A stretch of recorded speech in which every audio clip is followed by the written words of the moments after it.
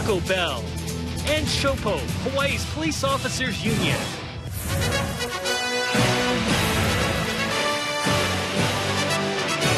Tonight, two teams from the OC 16 Power Rankings will test what they're made of. Number 7, Farrington, travels out to number 9, Kapolei, in an OA Blue Division game. Until running into the Trojan buzzsaw last week, the Governors had been undefeated.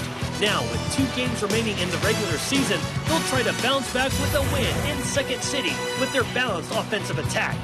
The Hurricanes are hoping to win their 3rd straight contest and even their division record to 3-3. If a win is to be had, it will come from the arm of quarterback Taulia Tagovailoa. The freshman sensation has 13 TD tosses and more than 1,500 yards passing. Tonight, playoff positioning takes center stage. This is number 7, Farrington, versus number 9, Kapolei.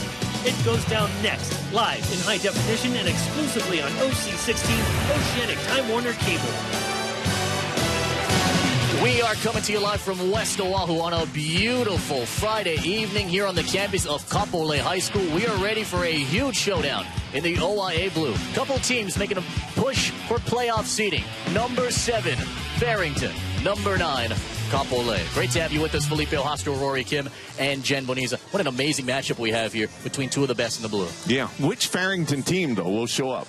We never saw them have more passing yards than running yards. So which one will show up tonight? We'll see. Here's what the standings look like in this 2015 season. Everybody looking upstairs at Mililani at 5-0. They'll play Kailua tomorrow night, right now at 5-1. A win here for the Governors can keep pace with the Surf Riders and maybe get a 2-seed representing the blue in the OIA tournament. Kapolei with the win tonight can keep their hopes alive of getting a 3-seed in the blue heading into the postseason, which begins in a couple weeks. So let's talk about these Governors, and the reason why they've been so successful is because of their balanced attack. 12 rushing touchdowns, 16 passing touchdowns. A little shaky start for Kapolei offensively, but once they got their quarterback situation down, those passing touchdowns shot right up. 15-3, the advantage, all thanks to their freshman QB in Taulia Tagovailoa. So for Farrington, we know their offense, the ground and pound attack, but there are other ways that the Governors can score, namely the gadget stuff, and we saw it last Thursday against Mililani. Kind of a double reverse pass to their quarterback. Chalin Fa'amatau to Josiah Anakalea,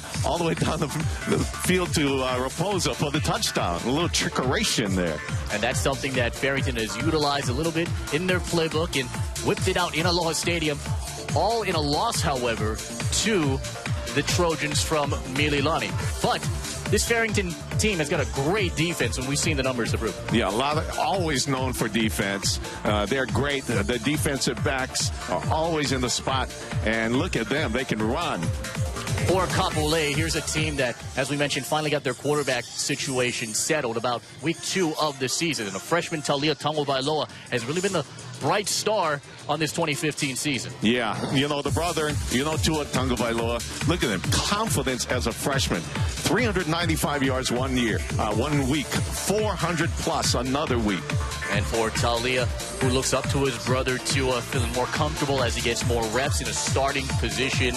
And right now, this defense has really been helped carry the load. You see what they did last 2 weeks ago against Campbell, allowing just 7 points, a season best. Yeah, Rocky Savea playing his best game against Campbell. The other linebackers, Moreko and those guys, the defensive ends, all of them playing a great game, holding Campbell to their lowest total of the year. 2 weeks left in the regular season. Should be a fun finish as we head towards the playoffs. It is Farrington and Kapolei. Kickoff coming up next here on OC 16.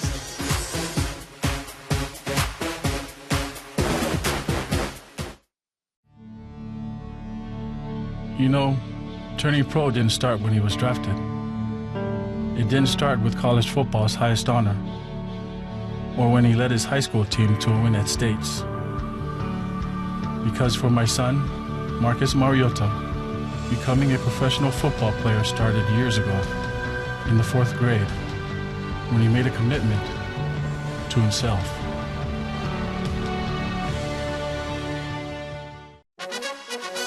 Join us Friday, October 2nd at 8 p.m. for a Battle of Behemoths in OIA Division II action.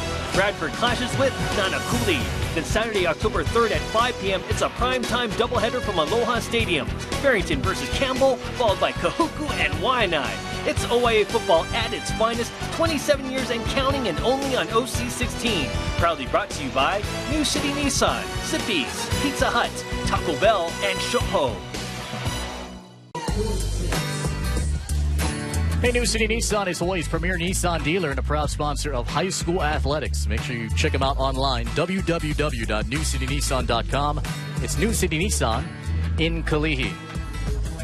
A little bit of a late start because the JV game finished a bit late as well, but it was Kapolei to hand Farrington their first loss of the season, 7-6. Should be a fun one here at the varsity matchup. Felipe Ohastro, Rory Kim, Jen Boniz on the sideline with the New City Nissan Field Report. Aloha, Jen. Aloha, Felipe. You know, speaking of Coach Okimoto, he said their loss against Mililani last week was exactly what his team needed at this point in time. He said it woke them up and it made them realize that they need to set up faster and they absolutely have to take better care of the ball. Their inexperience showed in that game, and although they do as much as they can in practice, Okimoto said, you know, you just can't simulate a Mackenzie Milton or a 6'5" linebacker if you don't have one on your team.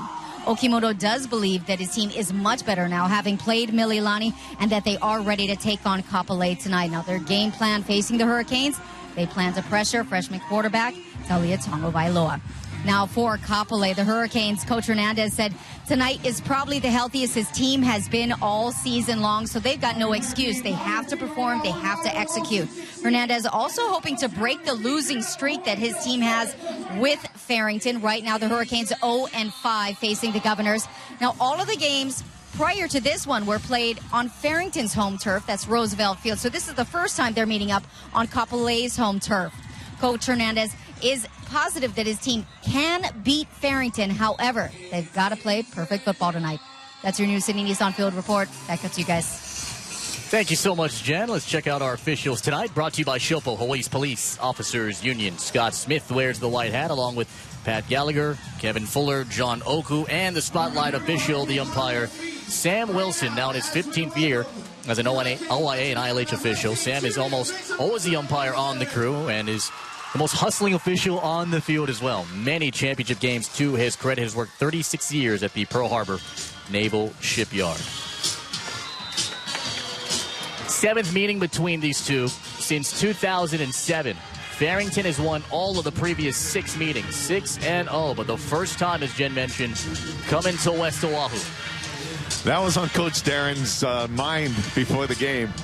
We have not beaten Farrington. We'd like to do that. We'd like to be considered in the mention of the elite, the top 5.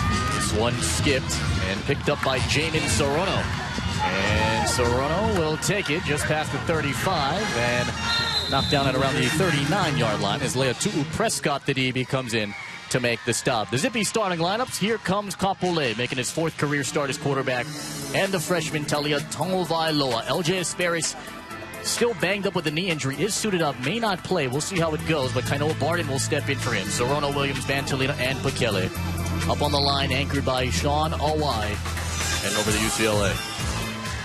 So, Tongovailoa, 1,531 yards this season. Passed for 255, a touch, and 2 interceptions 2 weeks ago against Campbell. So important for him to get a good start, according to him. And his father, the offensive coordinator, Nalu Tongovailoa. Let's see how it'll play out. Kuratani, the motion man. Opening drive from the 39. Tongovailoa on the out route. Caught for Tainoa Williams right at the 48-yard line. Gain about 8.5 or so. Here comes the Farrington defense, brought to you by Zippies. Naulua Finau and LJ Seal. They'll have a difficult task to try and pass rush against a guy like Talia Tongovailoa. Aneki Koni Ma'ai and Uluwang Usula, a linebacking core that is starting to get stronger as the season goes on. Prescott Akorda Leu and Uluwang Usula, the brother of Wesley, finishes it off. 2nd and 1, too tall for Barden. Incomplete.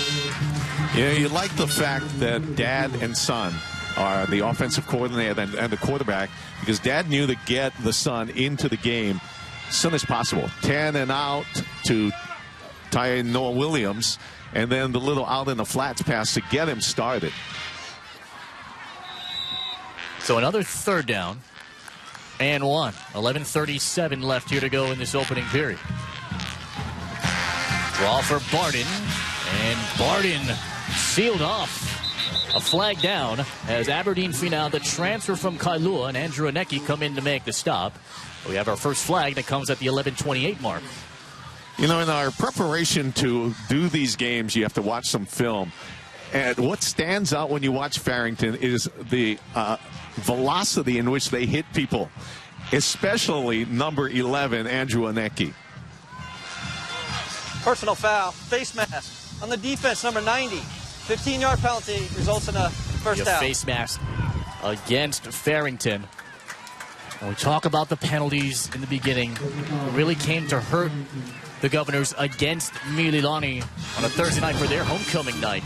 They'll play more disciplined ball, and right now Kapolei gets a first down. You see the reach from Aneki. First and 10, swing out Sorono. And Sorono stopped. Joey Ma'ai, one of the linebackers, along with Chipa Ulumalusula to make the stop. Let me go back to what I said the first time. The hitting velocity that stands out when you watch Farrington. It's Aneki and Ma'ai, two of the hardest hitters on that Farrington team. Ma'ai had a finger injury through most of the season. This is his first game playing without a cast on that right arm. Andrew Aneki, who had 4 tackles against Mililani, able to join in there. There you see Joey Ma'ai, one of the anchors in this linebacking core. 2nd and 11. Another draw, it's Barden. And Barden banged down by Wesley Ulumalusula. And the brother of Chipa comes in to make the stop. And that's one of their more effective running plays. It's kind of a draw. Looks like they're going to pass. They pass so much that when they do run, catches defenses off guard. But that time, Farrington defense right there to make the stop. So it brings up a 3rd and long. Leighton Rosa now, the new running back. Rosa, who played his freshman sophomore year over at St. Francis, had the go-ahead touchdown. Ended up being the game winner against Campbell 2 weeks ago.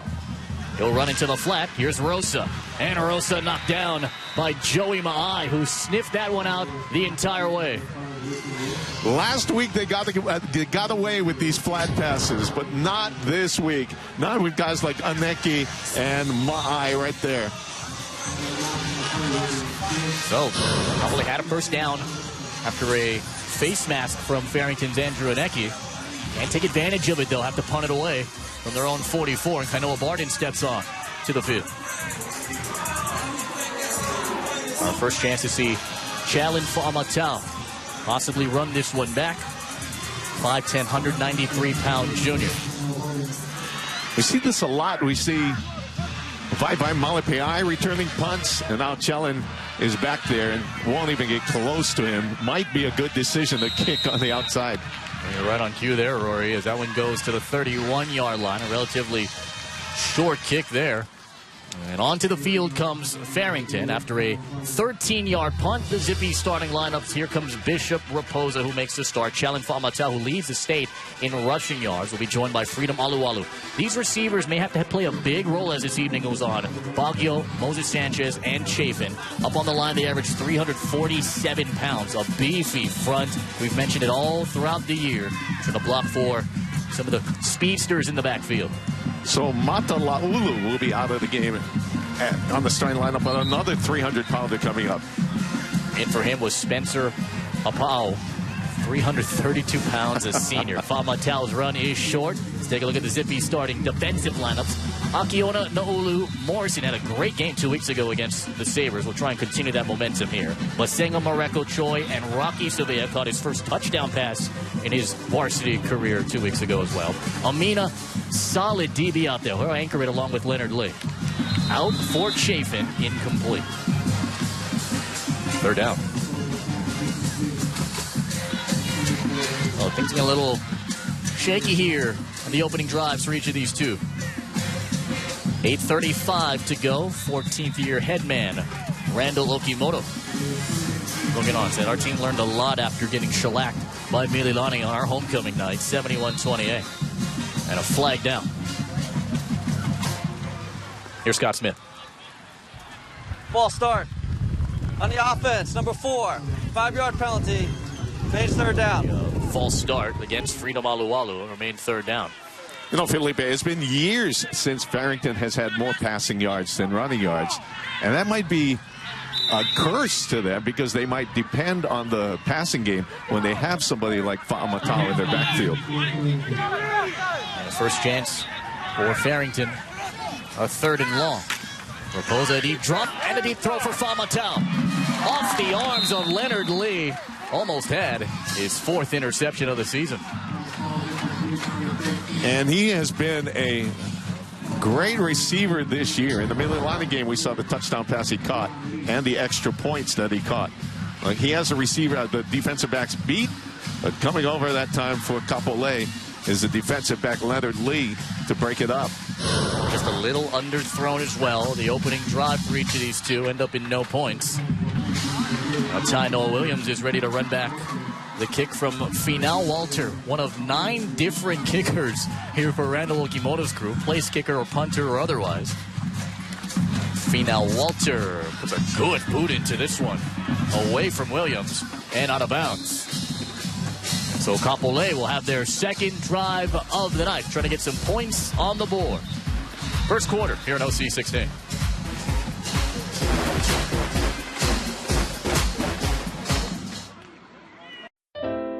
Today I had tickets to the game, but oh well.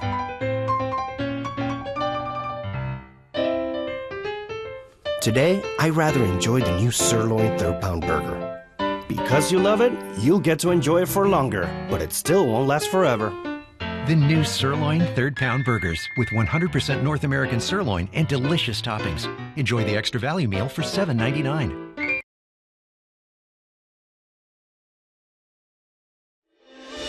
We have been there for their struggles and their victories. Thanks to the support of you, the people of Hawaii, and your contributions, we've been able to fill in the gaps to save our sports programs. Continue to show your support, because when the whistle blows, their triumphs are our triumphs. Mahalo to these local supporters. All right, let's take a look at our team comparison between the Governors and the Hurricanes. Look at the rushing yards as expected, 181 for Farrington. But on the passing side, although Farrington is effective in the passing game, there's no comparison. 312 yards for Kapolei. 35 points for Farrington and 22 for Kapolei. On the defensive side, passing yards given up, 227, pretty much even. There's a rush for Leighton Rosa. And Rosa will lean forward. A good run for about 5. It's around the 35-yard line. He'll get knocked down by Joy Mai and Chipa Ulumalu Sula. Rosa just his 4th carry of the season. And Mai already in on his 3rd tackle of the night. I like the linebackers up the middle. We have the punter, Finau Walter. And one of those linebackers on every play blitzes. And you're going to see a lot of blitzing tonight against Tonga Wailoa. A team that averages 372 total yards per game. There's a handoff for Kainoa Barden, and Barden is stopped again. The run game has been such a huge question mark since the start of the season. We mentioned Josh Kunsana out with the ACL injury, so a bevy of guys. It's been a rotating door of running backs in the backfield. Surprisingly, Kapolei staying on the ground, and Aberdeen Finau, one of the great names. And also Finau, kicker. Yeah, Walter. 3rd and short. Flag down. False start. Going back 5 more yards. False start. Offense, number 76. 5-yard penalty. Paints 3rd down. Those penalties are going to drive Coach Hernandez crazy if it keeps up here. It's on Sean Awai. Darren, by the way, wearing the steel-toe boots. His team wearing all teals. Historically, they've been undefeated wearing this getup, so using every ounce of luck to try and have Kapolei escape with a win here. All right, you can't pick and choose when you go where, right? 3rd and 8. Tonga Wailoa moving in the pocket, trying to direct traffic, throwing on the run. It's incomplete for Ty Noah Williams. And there was that blitz from Finau Walter.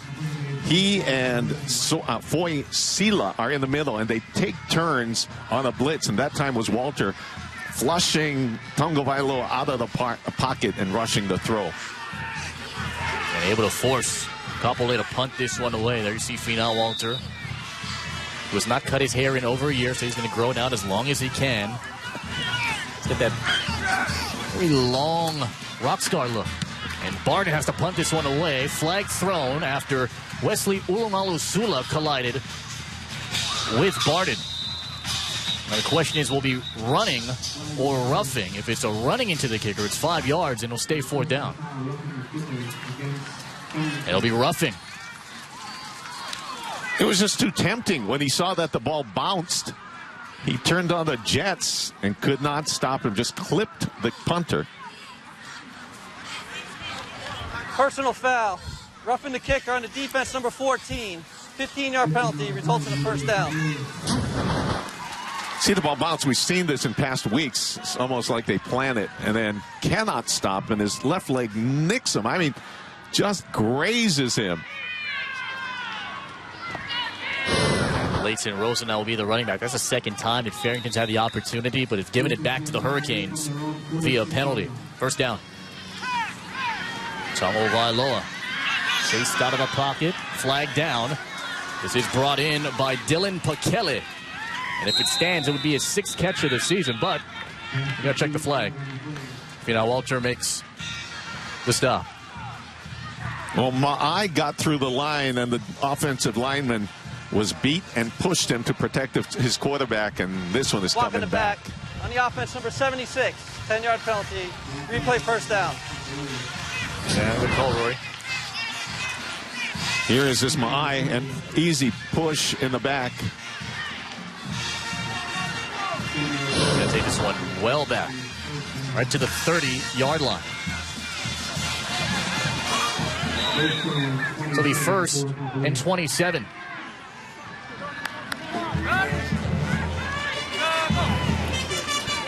Vailoa, load up a deep shot for Williams. Oh, he brought it in! Ty Noah Williams! All the way to the 11. Gain of 59. As a receiver, watch this. Watch this, young receivers. He didn't put his arms out. He did what he called tracking. And at the last second, reached out and got that ball, beating Prescott down the field. And right into the red zone for the senior with his 31st catch of the season. What a grab and what a throw. Tomo Vailoa, options, back of the end zone, incomplete for Dylan Pakele. Just a little tall, but Christian Okorda in on the coverage. And Dylan Pakele, a tall guy, the 6'2", that was thrown above his head. He is in for Ezra Savea today, who is not playing. Savea, the safety, the usual safety, and sometimes wide receiver, not feeling well, out for this game. 2nd and 10. Ty Noah Williams. They'll throw it, and this is right through the hands of Leighton Rosa. Probably already in field goal range with a pretty good kicker in Bo Meyer, but they would love to put up 6 on the board here. That was set up perfectly by Coach Tongo Vailoa. He put trips to the right, made everybody post pattern, and the man in the flats was wide open as there was no linebacker to get him. I'd go right back to it. Yep. Williams will be the lone receiver at the bottom of your screen. We're in the 10 and the teal. Tomo Vailoa, 4 for 8, 62 yards so far, but 59 of them came on that catch from the senior Ty Noah Williams. Big 3rd down here in the early going for the Hurricanes.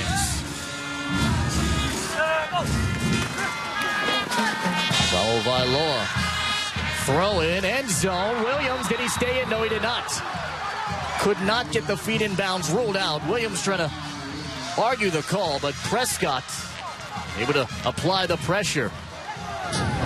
Seems early that they're going after Prescott. He looked to his right first, same play, same pattern, but look at the feet on the line. Good call. Yep. Yeah, better look at it right here. Lets it fly. Yeah, I think it's a real good call.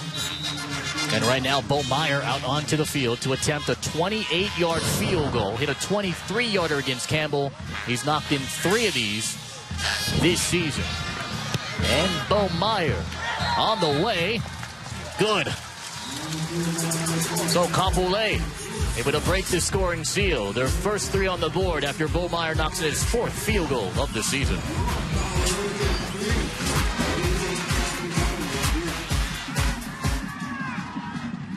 Suit up for fun in Seattle with Zippy's Ultimate Tailgate Giveaway. Zippy's and ESPN 1420 will send you and a friend to Seattle with airfare, hotel, and tickets to a professional football game. Your entry also qualifies you to win a weekly party pack worth over $800 through November 23rd. Receive an entry form with any purchase, including the delicious garlic miso chicken plate, backed by popular demand and only $7.95. Don't miss out on your chance to win with the Ultimate Tailgate Giveaway from Zippy's. One of the things that makes Hawaii fans unique is not only their passion, but their knowledge of the game. And they're very intelligent. Hawaii fans know a lot. Volleyball fans know a lot about volleyball here. Baseball fans know a lot about baseball. This is something special. I think Hawaii fans love UH because it's their pride and joy. It's the Keikioka Aina that are playing there. You become a part of the fabric, you become a part of the community, and that is something very unique to the state of Hawaii. The International Brotherhood of Electrical Workers Local 1186 and its unionized electrical contractors are proud supporters of high school athletics and want to say good luck to all the student athletes. And a big mahalo to all the coaches and other volunteers that make it happen. Look at the great spirit led by TC, our traffic guy over at Clear Channel. And look at the participation and like a social movement here. You know, people are playing on the field, but really it's all about the people getting together and families coming together for fellowship and participation from the rest of the student body. It's great. And so much of high school football is part of that community. This one, let's see, was it recovered onside? Was it out of bounds? After Taryn Woods able to scoop that one up. And it looks like for the time being it'll remain Farrington ball. Let's go down to Jen. Thanks, Felipe. Coach Hernandez has said one of the things he's most concerned about facing Farrington tonight is, of course, Challen Fa'amatau. Now, Challen put up some big numbers last week, even though the Governors lost to Mililani. So Hernandez knows he is a serious weapon. The Hurricanes want to do their best to contain Fa'amatau tonight and, of course, force Farrington to use other personnel. Back to you. Just one drive, one rush, 2 yards here for Challen. And 2 kicks where Challen was the deep man, they kicked away from him. This is a good idea so far. They're keeping the ball out of the hands of Challen Fa'amatau. For a guy who had 21 carries, 138 yards against Mililani. Challen has 4 100-yard rushing games this season. One of those 4, a 200-yard performance. Him against Kailua earlier this season. Baguio and Alualu split right next to Raposa. It's a gift for Freedom Alualu, and Big Boy taking it for 9 yards. Kekoa Kaupuiki makes the stop. We talked to Freedom before the game, and he said, yeah, I'd like to get more touches, and when I do, I'll make the most of it. Look at him, battering ram up the middle. And you won't see it on his right hand, but it's covered up with his glove, but it's a swelling that he had against that Kailua game after he took a helmet shot. Got as big as roughly a baseball glove, he says. He's feeling a little discomfort. But right now he's in motion. And the toss for Kingston Moses Sanchez. And Moses Sanchez able to fight for yards. Omar Mareko knocks him down. That'll be a first down for the Governors. It's their first one of the game. A little different wrinkle for the Farrington offense. Haven't seen the bubbles in the past, but they got the athletes to do it. And Kingston Moses Sanchez got the first down. To the 46-yard line. Moses Sanchez is 27th catch of the season. And tonight with 413 receiving yards. And Fa'amatau pinballed around and stopped. Timmy Choi, one of the guys in there, along with Omar Mareko. Johnny Morrison was the first to get on. Horse-collared them. That slowed him down. That's what you have to do. You have to stop them at the initial point. As Timmy Choi cleaning up. Morrison almost had a big stop right there. A guy who had 6 tackles 2 weeks ago against Campbell. In his breakout game, Timmy Choi is one of those blue-collar, lunch-pail kind of guys. Doesn't have the big star names, I guess you could say, on this defense, but he just shows up and goes to work. And Fa'amatau is spun down by Rocky Savea. What a great linebacking core, and led by that guy. Watch Rocky Savea sniff it out, move up in the hole. He's there before Chalin Fa'amatau gets his legs moving. And for Rocky Savea, who already has a couple offers, as we mentioned, Texas Tech and Oregon State. Just a sophomore, 210 pounds. And no doubt those offers will grow over these next couple seasons. Nope, 3rd and 7. Flag down, false start. False start. Offense, and maybe number 7. causing that. 5-yard penalty. Main third Again, down. was Rocky Savea. Kingsley Moses Sanchez going to be officially ruled as the guilty party on that time. They'll bring up 3rd and 12. 4 penalties, 40 yards already in this first quarter as we dive inside of 3 minutes.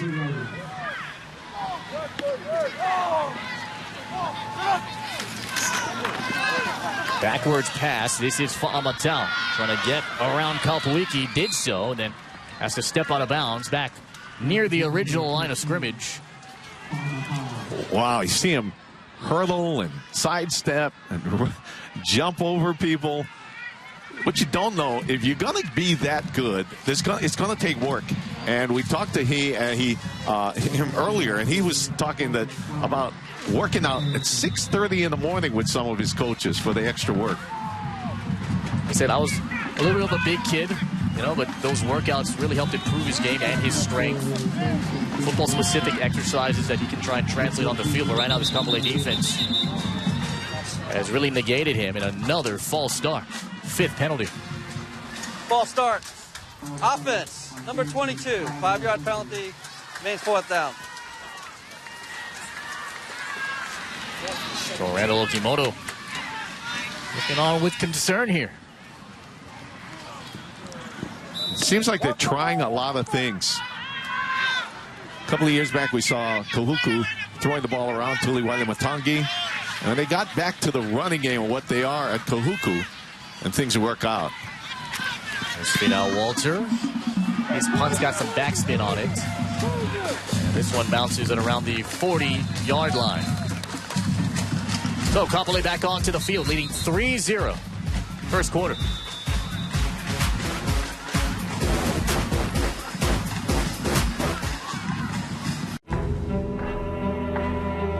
It doesn't matter how many times you get knocked down.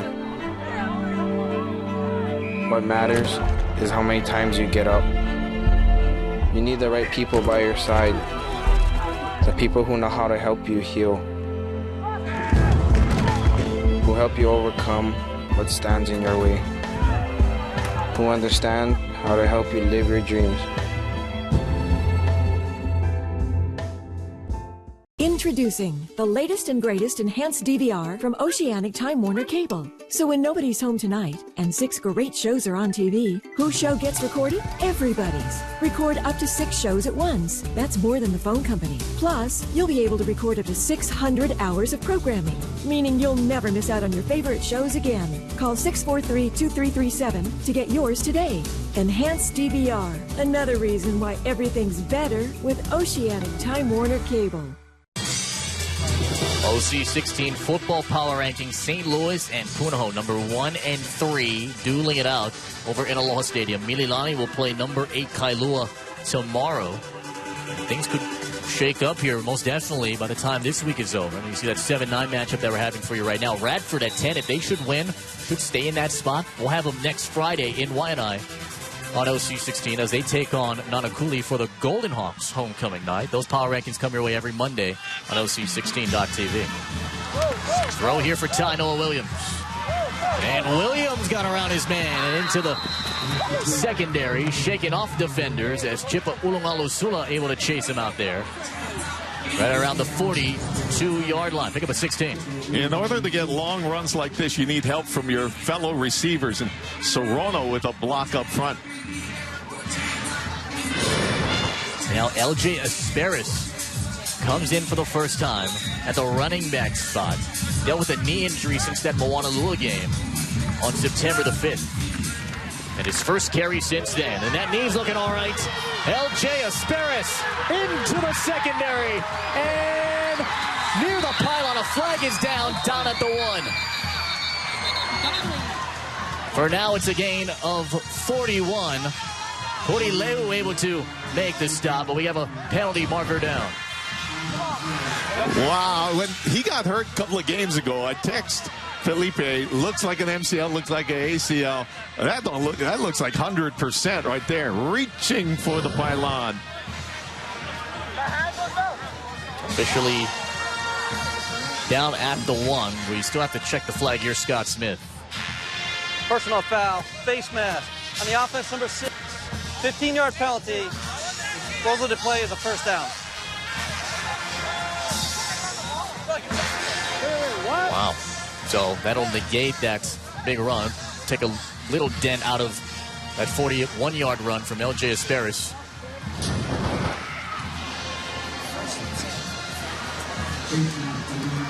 I don't know. They look like a stiff arm right there. Didn't see the fingers grasp into the cage.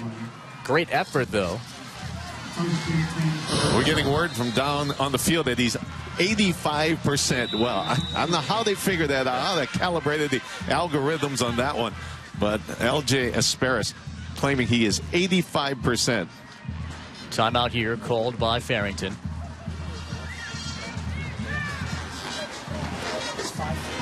And so Darren Hernandez will talk about it with his team in the huddle. I talked to LJ Asperis over in practice. He said he was around 90-95% and said there was nothing that was going to stop him from playing. And he worked so hard in his training to get ready for this game.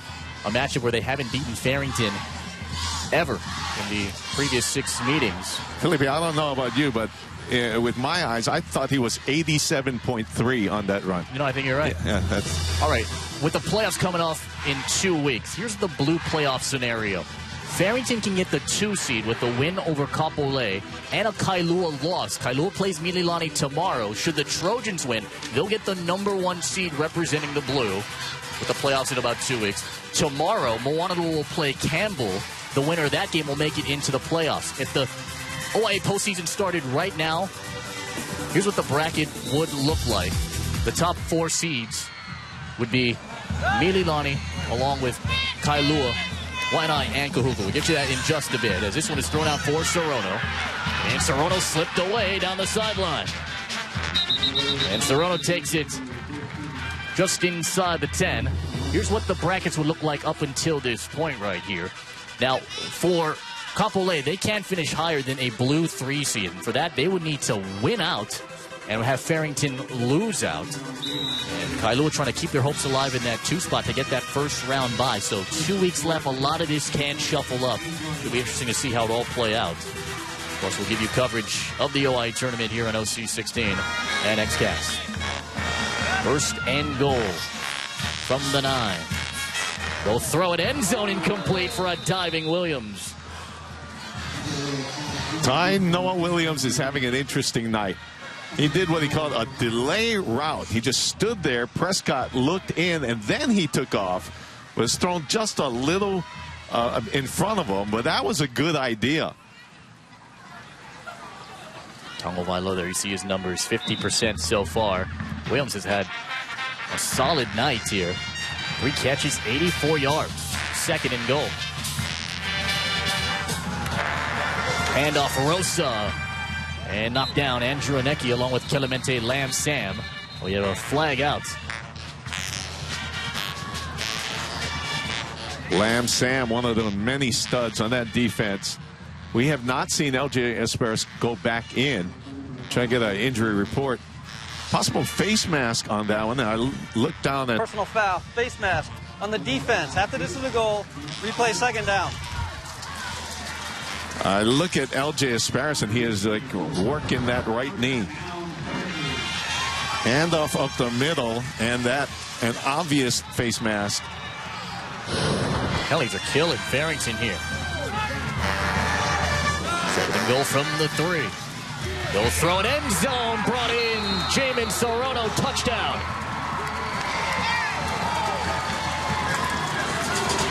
We are seeing Tua's younger brother grow up in front of our eyes. What poise. He carried out the fake all the way, and then on a quick Mariota up the seam kind of pass for the touchdown. Bo Meyer, 15 extra points made this season. This is a sidewinder, but it's good for number 16. Kapolei out of the gate, 10-0. As Sorono yanks down his 5th touchdown of the season. Perfect run of a route by the receiver. Just placed his body in front of the defensive back. Sorono didn't need much. He didn't need to beat anybody. He just had to position, kind of like Gronk. He just shielded them off, and that was a perfect pass. The last game against Campbell, 4 catches, 71 yards, comes from a proud Sorono bloodline. His dad, Peter, played at YNI. His uncle Eli, great Eloy Sorono, played over in Emma Beach for the Sabres. Let's check in with Jen. Thanks, Felipe. We've already mentioned the Governors' 71-28 loss to Mililani, and that was the most points Farrington has ever given up to an opponent in the history of the school. Previous record set back in 1953 when Punahou beat the Governors 67-0. Now, I asked Coach Okimoto about this. He said, it doesn't faze him. It happened, yes, they lost, but there isn't much that can be done about it at this point. They learned from that experience. That's what matters, and I'm sure we won't be seeing any more games like that from the Governors for a while. Back to you. 62 years. That's how long it's been since Farrington allowed more than 60 points really in the game. He allowed 67 against Puno there. But that really opened up the eyes for these guys and said that their team wasn't conditioned enough. So throughout this week, they've been working hard on getting up to shape. Kapolei's got that offensive firepower as well. And right now, this is a short kick, but brought in by Baguio after he was fair caught it, and a flag down after the end of it, right at around the 43-yard line. Hey, if you haven't done so, make sure you check out XCast. It's our multi-view high school sports channel where you can watch up to 3 high school games simultaneously. Live games and encores, all high school sports all the time. Extra channels, exciting games. Exclusively at Oceanic Time Warner Cable Channel 1020. Let's check in with the flag. After the play, personal foul. Late hit on the kicking team, 21. Hit the player after he gave a fair catch signal. 15 yards, first down. So it'll go against the Hurricanes here.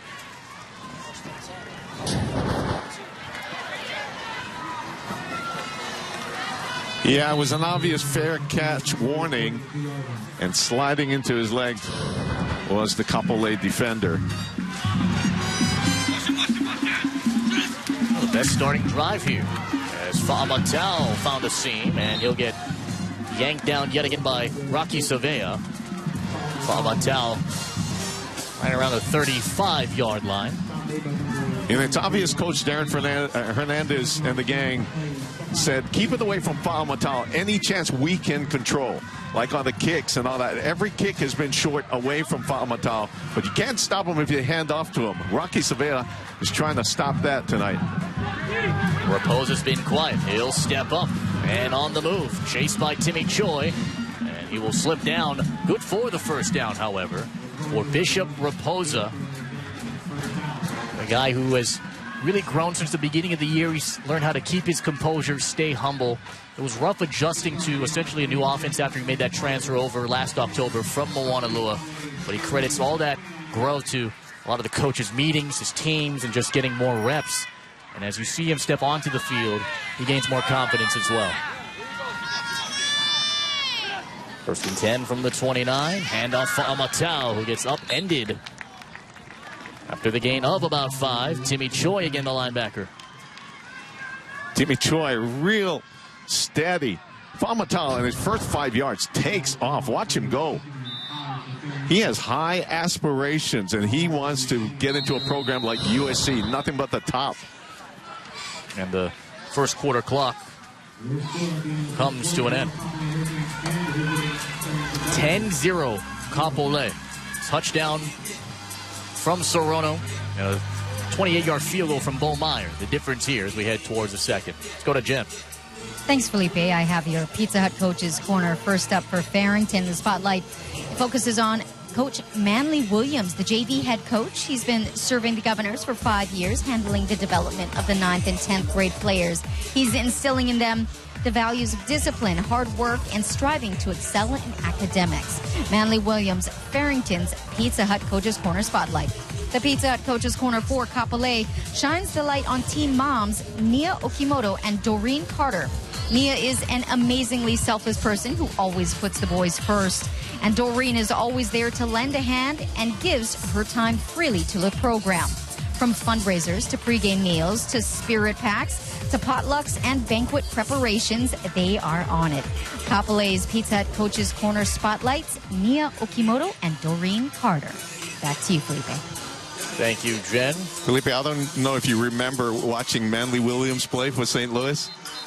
That was a sight. In their heyday, he was a good linebacker, defensive lineman. He played some offense, he played everywhere. But his specialty was being on the punt return team, where he would be the man to run down the field and wait for somebody to chase the guy who caught the punt and wipe him out. That would not be allowed in today's game, right? But Manly Williams was special in that way. I'm proud to be part of that Kalihi community. And right now, Farrington trying to get something going here.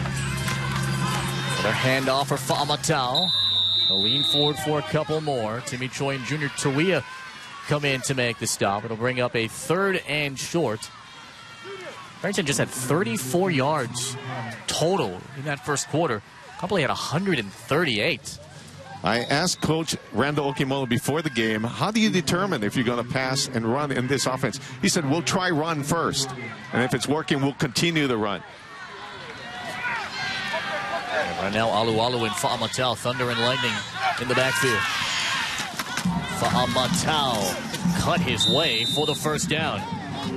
With a lean forward for a gain of 6. Here are the stats after 1. As Felipe mentioned, passing yards 95 for Kapolei and 2 for Farrington. The rushing yards are even, but you know, if they can't pass, they're not running much. Also, penalties, that's what's killing Farrington. 6 for 48 yards. Kingston Moses Sanchez, Jathan Chafin to the top. As Raposa gets the call from the sideline. Farrington team that averages more pass yards than rush yards. 206 and 181 on the ground. Just 2 after those first 12 minutes. Fa'amatau tries to bait him, but it's a catch here for Kingston. Moses Sanchez just short of the goal line.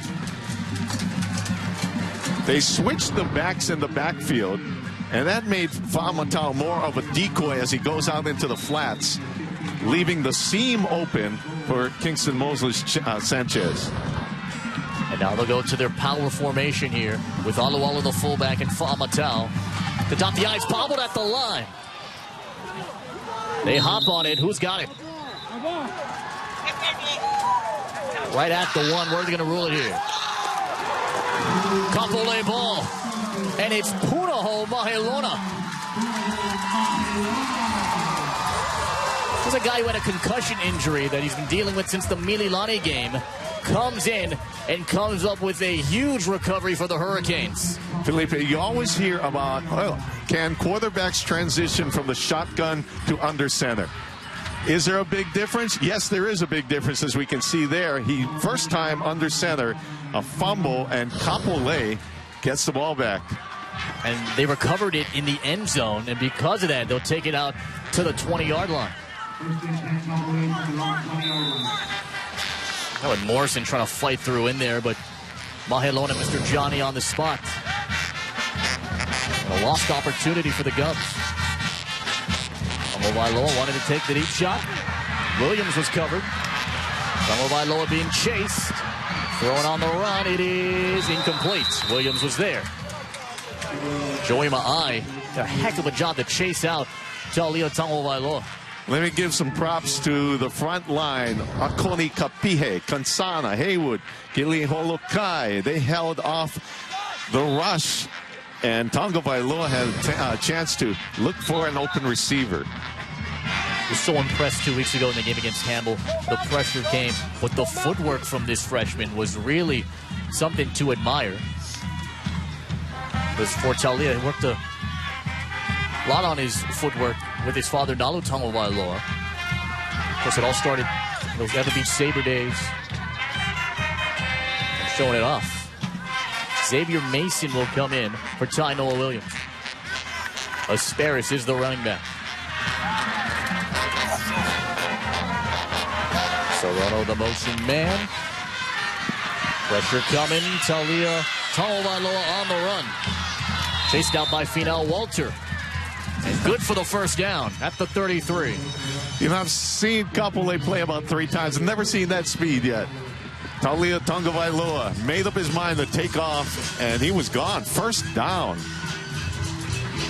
Gain of 13 yards to keep the drive going here.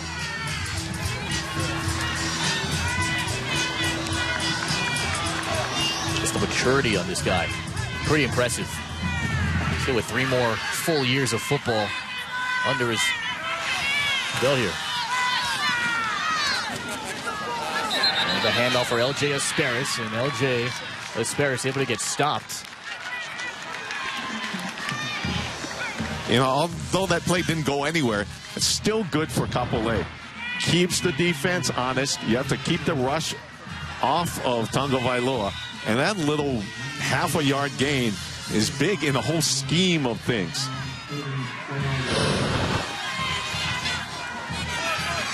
Passing game has really been the major storyline for Kapolei. They have 153 total yards of offense, 95 through the air. Trying to add more to it. Over the middle, it is caught. Jamin Sorono. Sorono able to bring it in. Chifa Ulungalusula comes in to make the stop. Tonga Vailoa going through the progressions to the outside. He had a man open, but saw that inside again. Sorono blocking off the defensive back for a great gain. First down. Gain of 16. And right now, take it right to midfield for Jamin Sorono, who has 4 catches, 32 yards, and that 3-yard touchdown catch. Or we saw this card system 2 weeks ago against Campbell, but the 3rd time that they've used it. The throw for Williams. And Williams made a man miss. Still on his feet and kept the legs going to the 45-yard line. Pick up a 6. Tough yards for Isila to stop. Well, it is the coming out party for Ty Noah Williams. We saw it. I said he was the best athlete on this team last week. He didn't show it in the first couple of weeks, but the past 2 weeks, in making people miss, the key is to make the first guy miss. And Ty Noah Williams then went down the field for a couple of yards. Alika Bantalina into the game now. For the first time. Sorono again, the motion man. Handoff for Asparis. Wasn't even expecting it seemed. But he gets grabbed by his legs by Andrew Aneki. Back to the line of scrimmage. And usually a draw play is 1 second delay and handoff. Count this. 1,001, 1,002. He faked to him first. That's a new wrinkle. Yeah, they came back the other way. It's the do-si-do, I think. 3rd down. From the 45, Tonga Vailoa with time over the middle. It's caught. Alika Bantalina. All the way to the 30-yard line. 15 first down yards.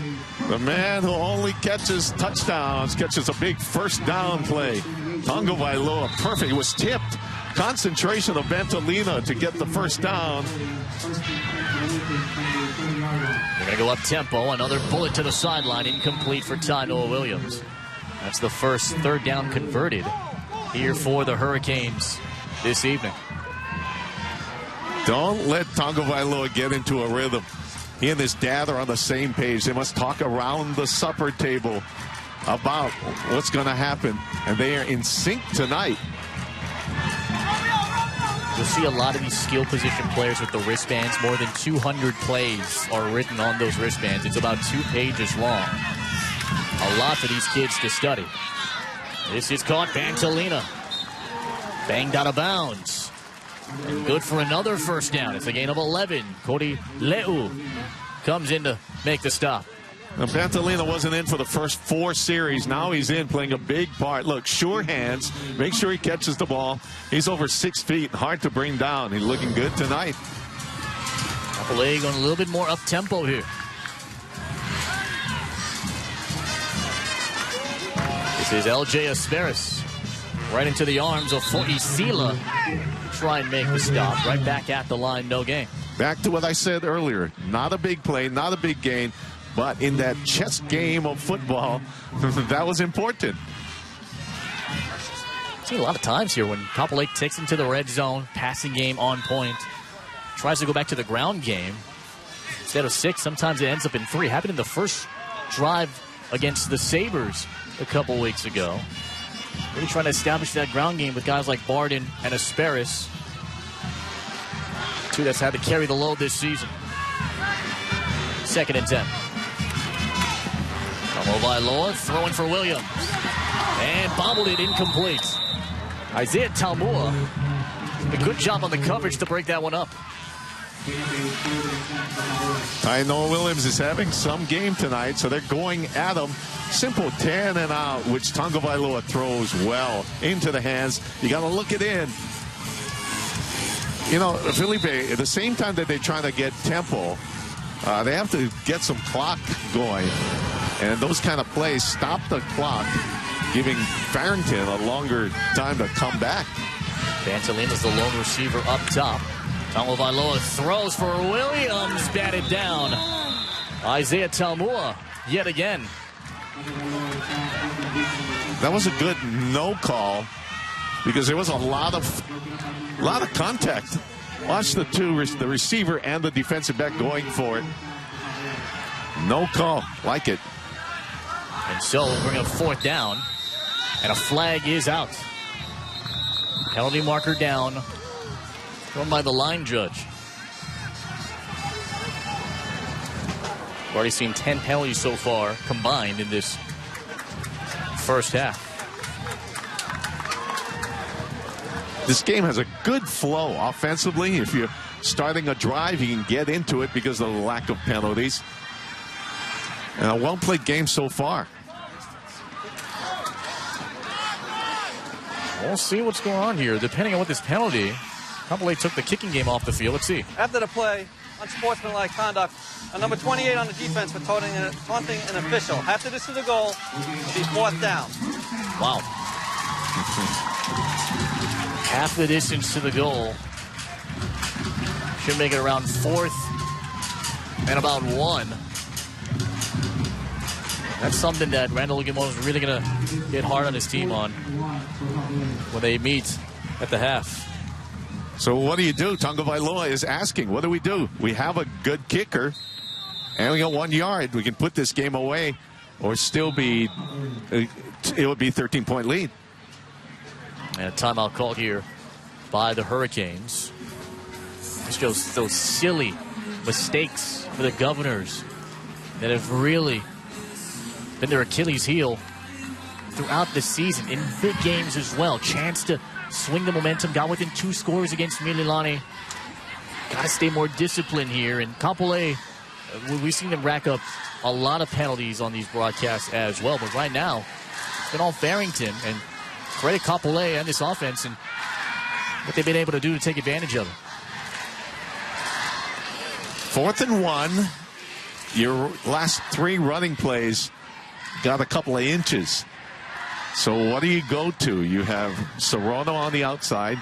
You have Tainoa Williams, who has been dominating his defensive back. Alika Bantalina is a big target.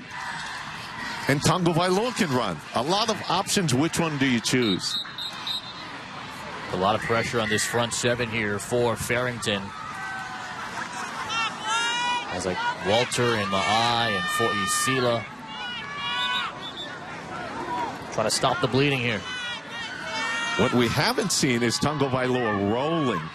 And with that rolling out, it can give him an option for a quick pass or the option to run. But we have not seen. He drops straight back into the pocket. 4th and 1, Asperis the back, Kapolei in control in total yards. And now Farrington will take a timeout here. I think Randall Okimoto wanted to see the formation, wanted to devise a defensive plan to try and stop the 4th and 1.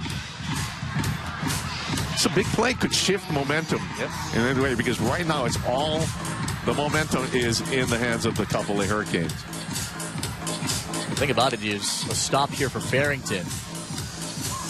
Be a mini win for Kapolei in terms of the fact that Farrington will have the ball deep in their own territory at this point. There you see Nalu Tagovailoa and the 14-year headman Darren Hernandez, the 82 Campbell grad, played linebacker at De Anza College, JC. For 1 year at Pearl City as a JV coach, the only varsity Kapolei head coach in its history. And right now trying to make some history tonight by defeating a team that has had its number since 2007. The last 6 meetings to the Govs. Coach Darren Hernandez, he's an astute guy, he's a cerebral kind of guy. They have a jumbo package that they could put in after Farrington saw what they were going to run, but they're not. So it could be a chess match. We got 3 receivers to the right. So Ronald Tangosue and Williams. Tangosue in motion to Bantolina's side. And we have a flag down to go against Farrington. Encroachment on a defense, number 14. Half the distance to the goal results in a first down. And it's another huge penalty to give Kapolei a first down. So erase all of what I said, strategy and formations and all that. Just get it on a penalty. Tagovailoa has been pretty poised in these situations. From inside the 5, 1st and goal. They run the option and a pitch for Asperis with room and space and a touchdown.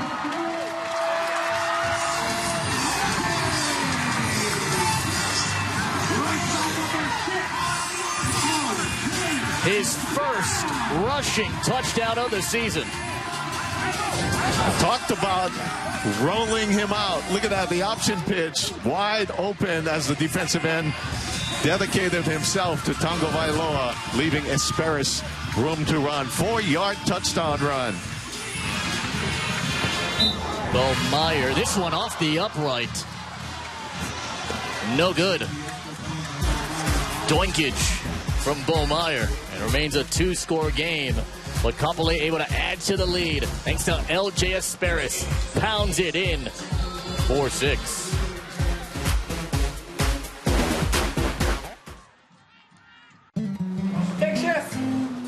No more space in the hale, the place is Kapulu. Call Hawaii self-storage, the best in value. Plenty room and aloha, come join our ohana. Uncle Jerome and safety, we always malama. Hawaii self-storage.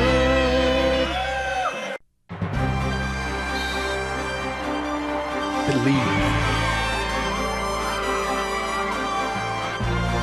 Achieve.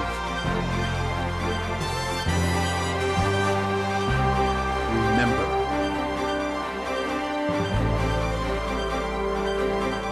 Mike's Engraving and Trophies, the official provider of OC16 Sports.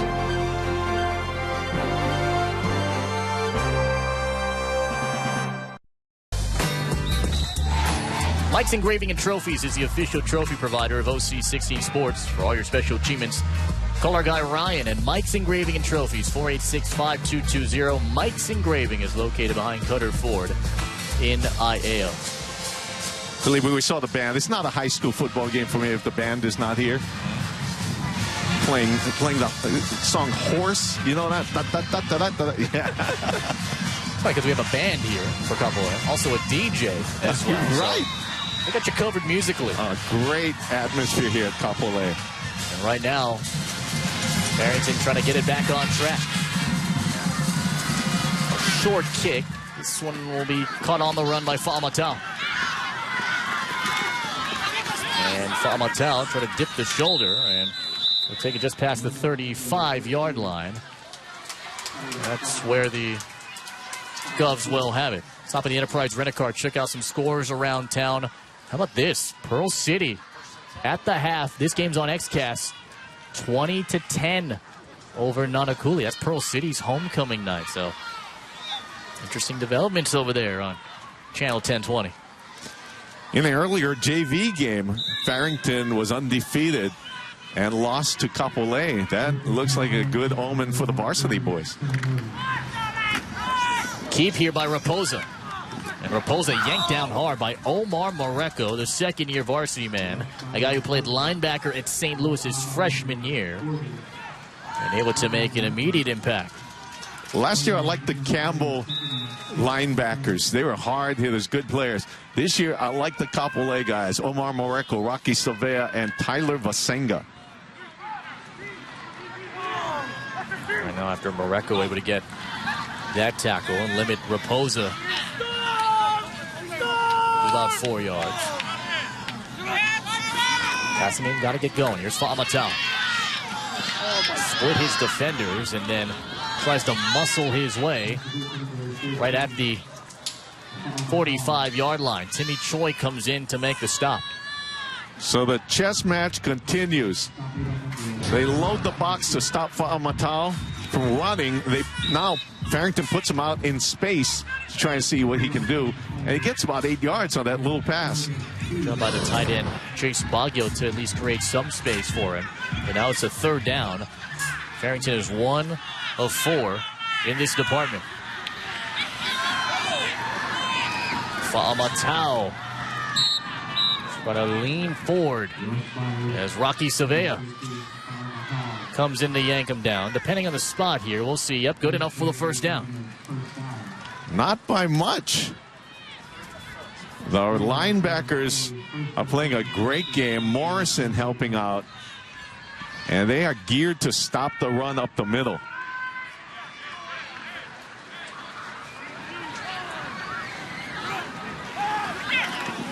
Into the flat, Fa'amatau.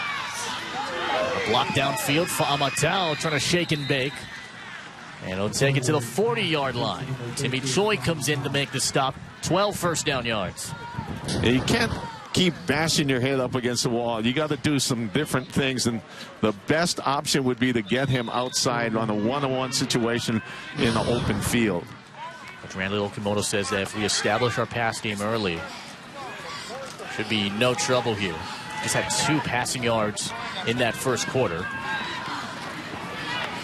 And right now you have Fa'amatau, Baggio, and Kingston Moses Sanchez, the 3 receivers to the top of your screen. And design run Raposa. And Raposa knocked down by Mareko. Omar Mareko. He plays with some vigor. Wants to move in from the right side, sees that it's an obvious quarterback draw, and comes in and makes a play. Mareko weighed 160 pounds in the 7th grade. His dad motivated him to work out. Now in maybe the best shape of his life. A flag is down after a couple guys went into the neutral zone. One of them, Tyler Vasenga. Encroachment on a defense, number 95, 5-yard penalty. Remain second down. Those 2 big defensive ends out there with Tui and Vasenga got baited into the neutral zone. This might be the best drive that we've seen from Farrington in this first half. Mixing it up with the pass, getting Chelin outside to catch pass. People forget about how well he catches passes.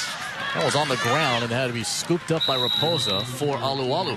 And Freedom Alualu takes it inside the 30-yard line. You were talking with Freedom prior to the game. I asked him, do you even care how many yards or touchdowns you have? He's like, no, as long as the guys behind me are doing well. That's the kind of humbleness you see from a junior who is so respected. And it helps that he's good friends with Chelin Fa'amatau. You'd give anything for him. But he is a good option on first down. Look, they got a lot of yardage and got another first down with Alualu. Moses Sanchez in motion. Hand off Fa'amatau. Got around Mareko and good enough for about 8.5 yards. Inside the 20.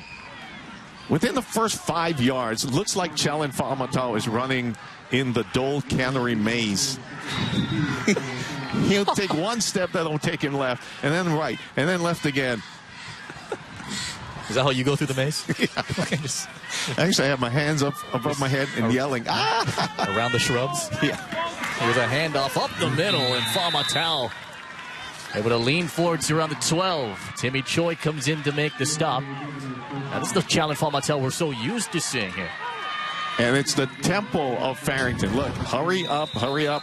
Don't let the defense rest. Gets past Choi. Timeout, Kapolei, good timeout, Coach Darren. And they're starting to sense in on that kind of tempo. Farrington knocking on the door, trailing by 16 here at OC 16.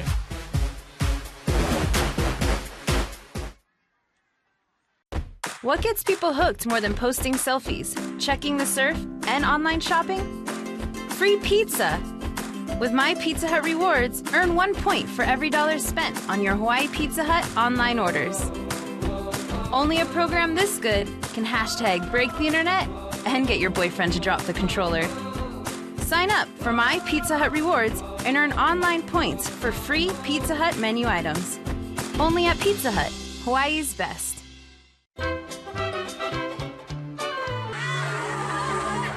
Stay on that one. Sometimes it's hard to catch all your favorite shows. You're killing me, Dad. Give me that, please. With Time Warner Cable's Enhanced DVR, you can record up to 6 shows at the same time. Plus, you can record in one room and watch in another, so you can enjoy TV on your schedule. Welcome to the future. Yes, welcome. Visit TWC.com to learn more. Oceanic Time Warner Cable. Hey, make sure you stay tuned during halftime for the OC 16 Team Spotlight Series. These stories will give you insight on the teams and the communities they come from. Felipe Hostro, Rory Kim, Jen Boniza. On a gorgeous night here in West Oahu. Right now, Farrington knocking on the door in the red zone. 1st and 10 from the 12. On the ground again, Raposa handoff for Faamatau. Could not get away from Rocky Savea. Whew. Rocky sealed it off quick and made the stop. Two of the most highly touted high school athletes on the football field. One-on-one. Anybody else may have gotten away. Challenge Faamatau. Watch, it's one-on-one. It's either a touchdown or a tackle, and Rocky Savea makes the play. Loss of 4. 2nd and 14. Really trying to establish the run here. This is another give for Faamatau. He'll maybe gain the yards on the tackle for loss, but Timmy Choi and Johnny Morrison make the stop. You know, Felipe, if there's anybody who should get an MVP right now, it's the Kapolei coaching staff. Timeout called at the right time when Farrington had some momentum. Raposa going to air it out. Throw caught. Faamatau. And Leonard Lee able to trip him up. Stayed in bounds. It's 4th down. Farrington with a timeout in their pocket. How will they play this out? We'll see. Time ticking down. This is a big series. And that one timeout may turn out to be the biggest play because they had them on their heels. They called the timeout, regrouped, made some great plays on Challen Faamatau. With 48 seconds left. Governors will try and get their first points on the board. Here comes the OC 16 schedule, what we have for you. Tomorrow, Campbell at Moanalua. The winner of that game will secure their spot representing the blue in the OIA playoffs. Then we'll have some volleyball for you next Thursday. Nanakuli at Mililani, a Trojan team that is unbeaten. 1 of 3 in the OIA Division 1 at 7-0. Over on XCast, Nanakuli at Pearl City going on right now. Last check, Pearl City up 10 at the break. Kahuku at Moanalua, a senior night in Salt Lake. And then Kapolei at Bradford on Tuesday. We'll give you a white division and varsity matchup on Monday because some of the seniors are on the white team. So want to get them some TV time for their senior night. It'll be our first white division game on XCast. Because the participation in girls volleyball is so great that they have 3 teams, but only 2 make it on TV. A timeout call here from Kapolei. It's their final timeout. And so, decision time here for each of these 2 squads, as good as Farrington has been all season. The momentum's going to shift one way or another here on this 4th down. See the Farrington, or rather, Kapolei head coach, Darren Hernandez. And there you see the trademark toothpicks, and that's what he started with there. As the game has gone on, those toothpicks have willed away. I have a question. Yeah, why so many? Is he grinding them down, or is he swallowing them? It's not that, I'll tell you that. Just in case, though, right? What was that? Starting off with 10 toothpicks? Roughly there. And for Darren Hernandez, is that this team is so motivated to get the win, just knowing what's at stake to keep their hopes of getting the 3 seed in the blue alive and hosting a first-round game in the tournament. They are pitching a perfect game, this Kapolei coaching staff. Another great timeout call. You can't take it into the locker room, so take it, let your boys go out. This is an important 40 seconds as Farrington spreads the field. First down available at the 2. Raposa, throw in for Chafin, incomplete. Tana Liana did a good job to get the inside part to knock that one away. Tana Liana, great position. Watch this. He puts his body in between the quarterback and the receiver and knocks it away. That's good enough. That's one of your tall targets for Farrington. Stands 6'3". Liana able to make a strong defensive play, and right now, with 40 seconds left, no timeouts either way. We'll see how Kapolei will play this one out, whether they want to add to it or head into the locker room. Against Campbell with 24 seconds left in the game, and they had the game sold up. They threw a pass into the end zone.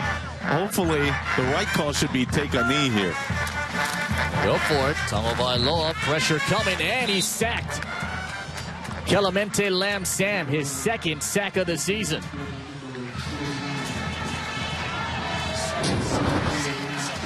Back to pass, dangerous. You have the 16-point lead going into the half. But he dropped back to pass. And I think Kapolei is going to let this clock run out. Good call. And stay put with this 16-point lead. A couple of touchdowns, a rushing one from Asperis, a receiving one from Sorono. Tagovailoa 11 for 20, a buck 42 and a touch in those first 24 minutes. Feeling the effects of that sack from Lamb-Sam. Farrington gets the ball to start the second half. When you come back, got a good one here on OC 16.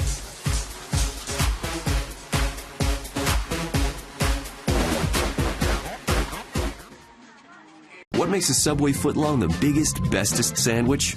You do. Because it's all about your choice of freshly baked bread, tender meats, melty cheeses, and everything in between. The handcrafted Subway footlong. It's got your name all over it.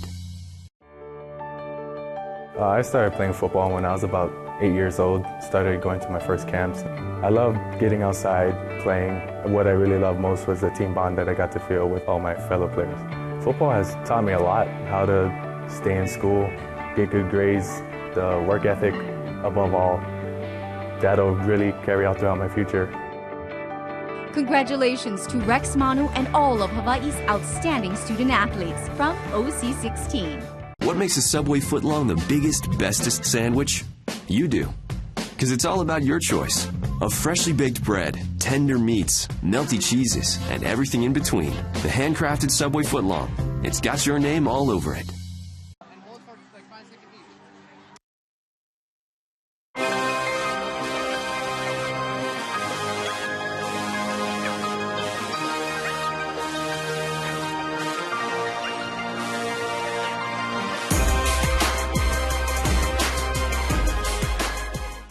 Governor Wallace Ryder Farrington High School was founded in 1962.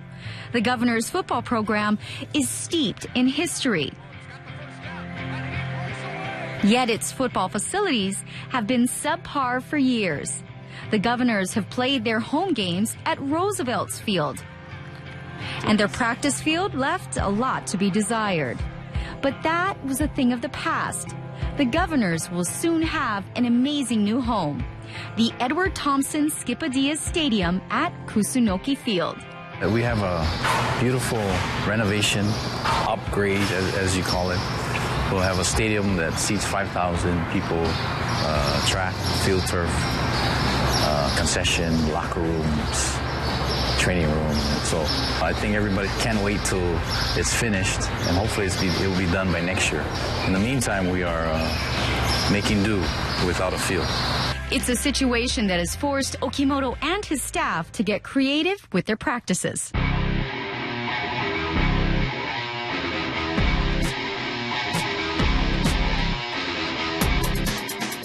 We are practicing between our buildings, whatever space that we have in the amphitheater or in the front of the school on the front lawn. And that's what we've been doing from June of this year.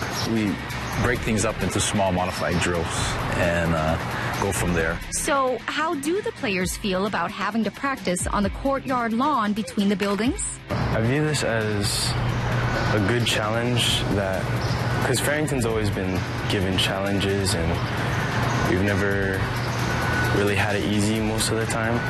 So this is just another challenge that Farrington is just really able to go through and able to pull out very well. After drills, the Governors make their way to Kalakaua Field, more than a half a mile away from campus. It's a way for us to bond even more because it takes a team effort to run down the field and practice. You know, without the field, can't do much, but we work with what we got. It weeds out all of the non-committed people, and we have a group of good, committed guys who are willing to get better and make this team great. I know at the end of the season will pay off because we run a lot. It's a challenge, and actually, you know what, it makes us be more responsible. For example, if someone forgets something in the locker room is no longer 50 yards away. The locker room is half a mile away, so I don't think nobody wants to forget anything in the locker room because then they would have to run back and so on. So that's how we've been handling it, you know, looking at the positives that surround the situation. Although this season may be a little rougher than most, it's teaching the athletes at Farrington valuable life lessons. Just be grateful for what you have usually, and because I know not everybody has, you know, our weight room, this court over here. Just be grateful for what you have. We know that at the end, we're going to have a nice, beautiful facility. And so it's a good lesson learned for all our kids, everybody, to learn how to be patient and to fight through all the adversity that we're facing. Reporting for OC16, I'm Jen Boniza.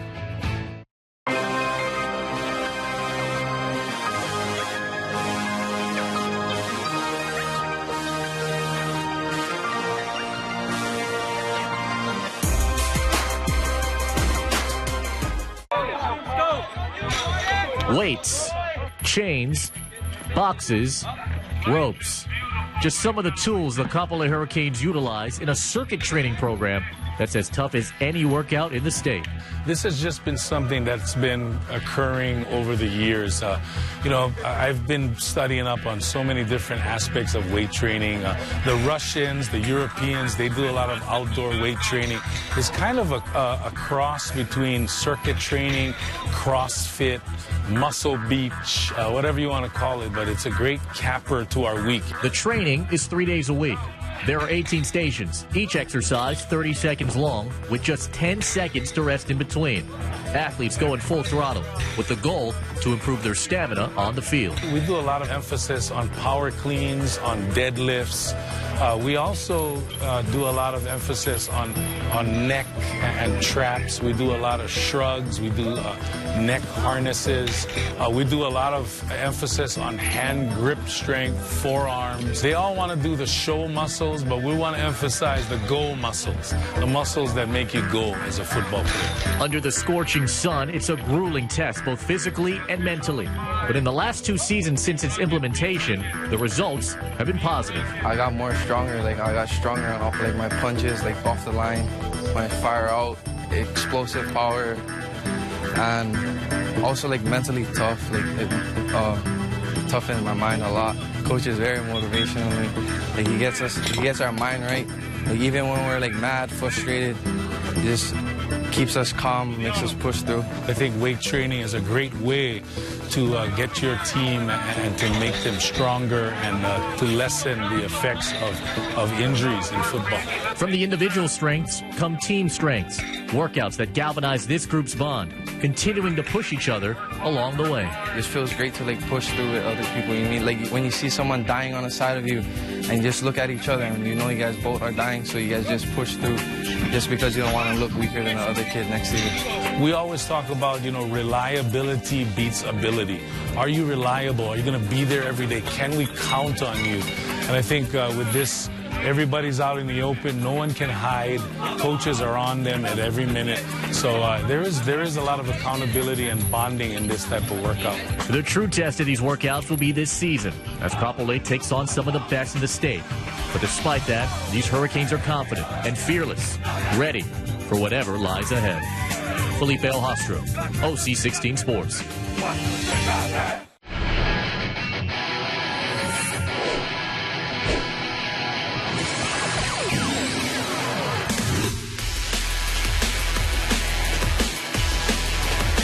The camera to get point started.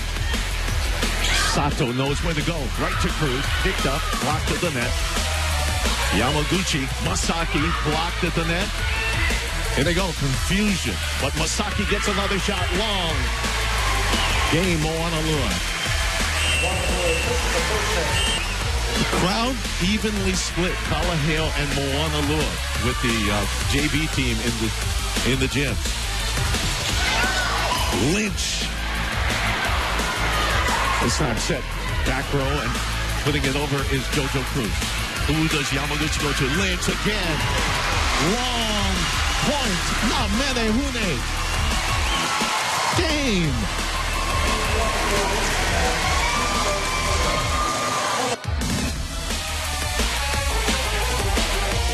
Back to serve. It'll be Skyler Iwohi, the libero for Waianae.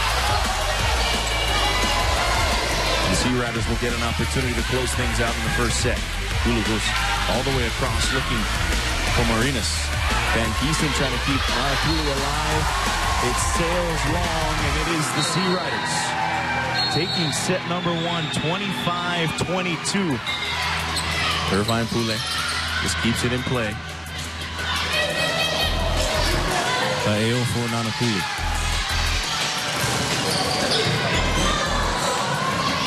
Opportunity for the Golden Hawks. Monty Pond sent back at her in a roof. Tuia. Betese Tuia comes in the third set.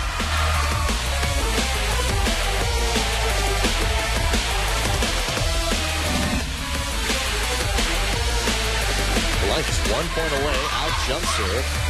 Go by Kobayashi. The set from Iwohi and then hit over by Jump. Middle. This one hit over by Megan Suka. Played off the net beautifully by Iwohi and then pushed over. Bisonaki. Out for Suka. Jammed at the net. Played off of it. Lee Gabriel there and then bumped over by Pataya. And that's good for the set winner. Like a champ, able to take that one. 14-24 now. Outside. This is off the touch. Okino.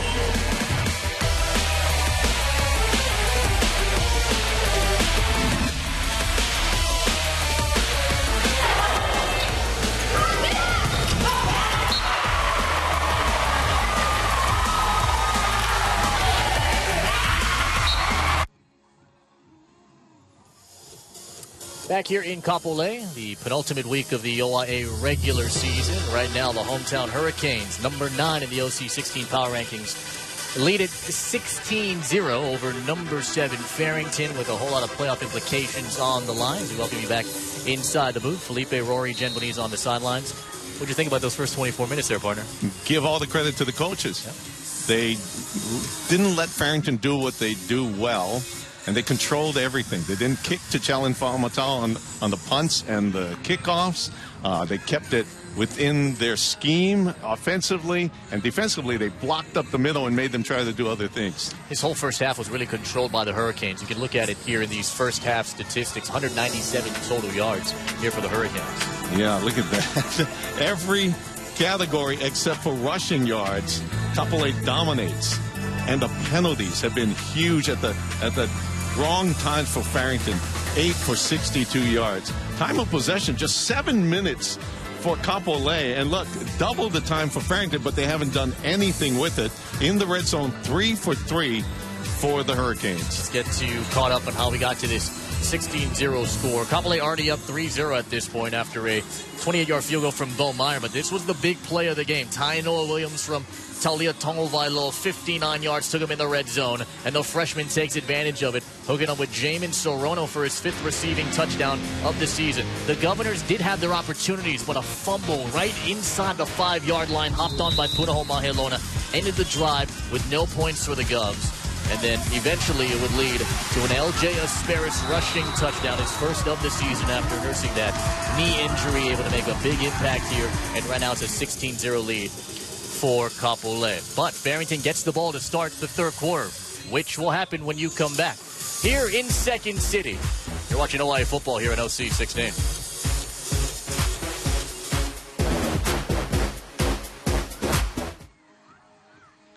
The Bank of Hawaii mobile app makes depositing checks from anywhere a snap. Just click, send, and your deposit's instantly confirmed. And now, every time you successfully submit a mobile deposit, you're automatically entered in our Sign, Snap, and Win sweepstakes, with hundreds of cash prizes totaling $20,000, including a grand prize of $5,000. Say, cha-ching! Download the app today. Bank of Hawaii. That's my bank. See your eBanco agreement for all mobile banking terms and conditions. So how did you get this gold PS4? So last week I ran into this guy, Dimitri Two Hands. He used to run with the mob. Anyway, his goons boosted some bullion from the Kamarov vault. But the bars are marked, so they had to melt them down. Now it's in a cookhouse. You know the right guys and have the dinero. People are dipping all sorts of stuff in it. That's how. Really? Because I heard that you can only win it at Taco Bell. Grab a Quesarito or Volcano Quesarito Big Box for a chance to win a limited edition gold PS4 bundle. There's a winner every 10 minutes. Welcome back. Halftime continues here at Kapolei as they lead the Governors 16-0. Hurricanes entering back onto the field right now. And mahalo for watching us live on OC16. And don't forget, you can also watch us streaming live at our website, OC16.tv. You can log on via your smartphone, in fact, right now. Watch this game streaming live. We've also got an extensive library of all of our sports broadcasts as well as our shows. You can get highlights from each of the volleyball and football games, impact player interviews.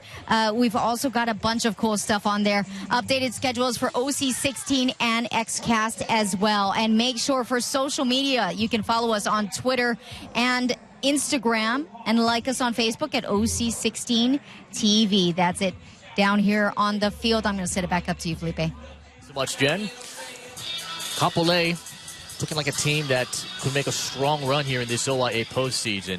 Has never made it to an OIA championship game. So much was built up in the preseason about them having all the weapons and Ezra Savea, but then Taulia Tongovailoa comes in here. He becomes the quarterback. Ezra contributes in a variety of ways on defense and offense. The pieces are in place there, and after Kapolei has won their last two, could make a strong run here with the postseason coming up. I meandered down into the Kapolei group that was getting together at halftime. I saw some of the players, Tainoa Williams. He was there, and also Jamin Sorono. I said, good game. He said, thank you. I went up to LJ Asparis. I said, how you feeling? And typical local boy answer, good. But Taulia Tongovailoa, they were stretching them out. They were massaging them. He got hurt on that last pass play. After that sack there from Clemente Lam Sam. Here the Enterprise Rent-A-Car scores around town. We're still at the half. This game is on XCast. Jack Weirs, James Millwood have that for you over there. 20-10. The Chargers on top of Nanakuli on their homecoming night. Kahuku in control over Waipahu 42-0. We'll see Kahuku next Saturday against Waianae on OC16. Kaimuki and Wailua. The Bulldogs able to win by a touchdown, 26-19. Waianae and Kaiser. Waianae trying to remain unbeaten here in 2015. And Kamehameha in the fourth, or rather, Kamehameha with the win there, 49-21, or in the lead, I should say, in the fourth. St. Louis and Puno. This is a big matchup He's number 1 and number 3 in our OC16 power rankings. But Tua Tagovailoa went into the locker room with a calf injury, so his status is questionable for the rest of that game.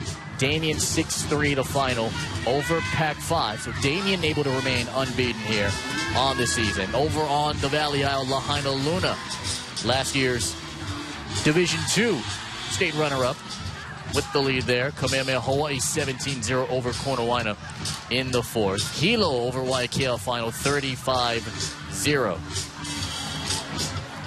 So a very, very busy night around the state for prep football. Here's Challen Fa'amatau, a guy who had 779 rushing yards, number 1 in the state heading into tonight. Just 46 rushing yards here, Rory. You know, the linebackers are keying on him, especially Timmy Choi and Rocky Savea, and they're not letting him get out of their sights even when he flares out for a pass. Here comes the kickoff. And this is kick for Challen Fa'amatau. And Fa'amatau had a seam and then finally gets tripped up there. Just after I said they were keeping the ball away from him, they kicked to him, and he returns the ball all the way to the 40-yard line. Tripped up by Zion Rebello, a freshman. He had a twin brother, Sinai. Those two guys named after Mount Zion and Mount Sinai. And able to make an impact there on special teams. Wow, and we also have a Mauna Kea last week. We had a Mauna Kea. Yeah, Matthews Medeiros. Yes. From Campbell. From the 40-yard line, opening drive here, and the carry for Fa'amatau, who is yanked down by Omar Mareko, who just gobbles up running backs there and able to make the stop. I don't have enough praise for these linebackers. Mareko, Savea, Choi, all of them making plays tonight on Challen Fa'amatau. See if Farrington will try and establish that run game. No gain on that last one. Kingston Moses Sanchez, the tall target, spun down by Tyler Vasenga, the transfer out of Campbell. Gain of 5 for Moses Sanchez. And Vasenga, one of that group too. Great pursuit. Watch the pass all the way out to the side. And here comes Vasenga. And not too much when Vasenga gets there. So much of the offense is centered around Challen Fa'amatau, but if Farrington wants to get into it, the supporting cast needs to step up in these next 2 quarters. Fa'amatau trying to get the edge, cut it back, and Fa'amatau into the secondary. Inside the 40, good for a first down. Johnny Morrison comes in to make the stop to the 39-yard line. A pickup of 15. Watch when he gets into the open. Watch that plant foot right here. Challen Fa'amatau wants to go to USC, wants to go to a big college. USC is running back university. And off Fa'amatau again. Able to take it to the 35-yard line. Fa'amatau's had 4 fumbles in the last 2 games. 2 against Kailua, and then 2 against Mililani. A guy who is an Ironman and almost takes it personal because he takes so much pride in being the guy that you can go to and deliver. And he said he's maintained his focus throughout the week. Ball security, high priority for him. Moses Sanchez. Got a stiff arm, gets the shoulder, and here comes the rhythm of Farrington near the first down marker. So a definite plan was hatched at halftime. Let's run it up the middle, but let's open it up with the bubble screen outside, and we'll just mix it up. That'll give Challen some room in the middle, and that's what they're doing. So far, so good. A yard shy of the first down, so it's 3rd and 1. Fa'amatau and Alualu split backs. Fa'amatau lean forward. Did he get enough? That's the question. Savea and Vasenga in there to make the stop. Also on the bottom, Isaac Naulu. Now, a decision is going to have to be made. It looks like he got enough just by the eye test, but they're gonna measure this. And you know, it's hard to believe it 25 years ago was the last OIA championship for Farrington. And on that team, Randy Okamoto was the star of that team. Coach Skipper Diaz. But that's what they did. They just pounded the ball. In fact, both of those guys right there to the left of Randall Okimoto and Daniel Sanchez. Those two guys were part of that 1990 championship team. And this is good for a first down by half of football. There is Daniel Sanchez, the offensive coordinator. In fact, his nephews are Kingston Moses Sanchez and Kingsley Moses Sanchez. It is football nonstop between those three. And Farrington trying to build some rhythm here and get on the board. Not too often will you have Farrington enter a half with no points up on the scoreboard. Such is the case for the first time this season here. Fa'amatau. And he got tripped up and moved forward as Kekoa Kaupuiki comes in to tag him. Another gain of about 4.5. Timmy Choi broke through the line. Got him at the ankles at first. But he still has so great balance that he still got 4 yards. 2nd and 6 officially. Raposa 6 for 10, 41 yards so far. Alualu will be the back, and now they're going to slip Fa'amatau in the slot.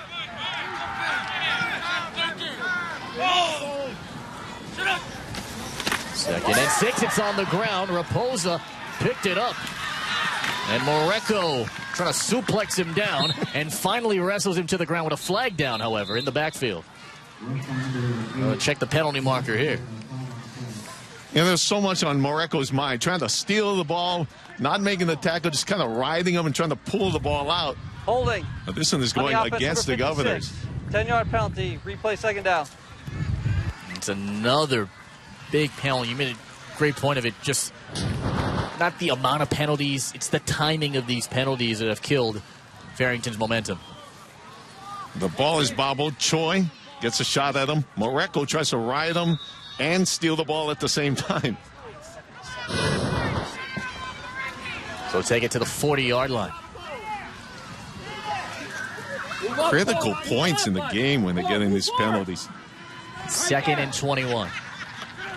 There you go, pass. Raposa time, puts it up in the air. It's incomplete for Jathan Chafin. Tana Liana, again, who made big plays in that first half defensively, comes in with a solid stop. On my wish list was that Tana Liana would get an interception tonight, because once he gets that ball, I wanted to see him run.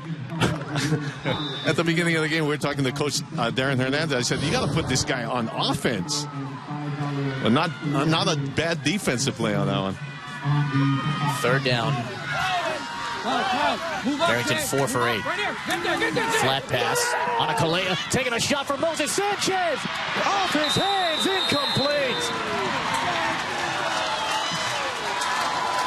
Whoa. Boy, he's going to dream about that one. He's going to think about it. Let me tell you, 30 years later, he's still thinking about that one.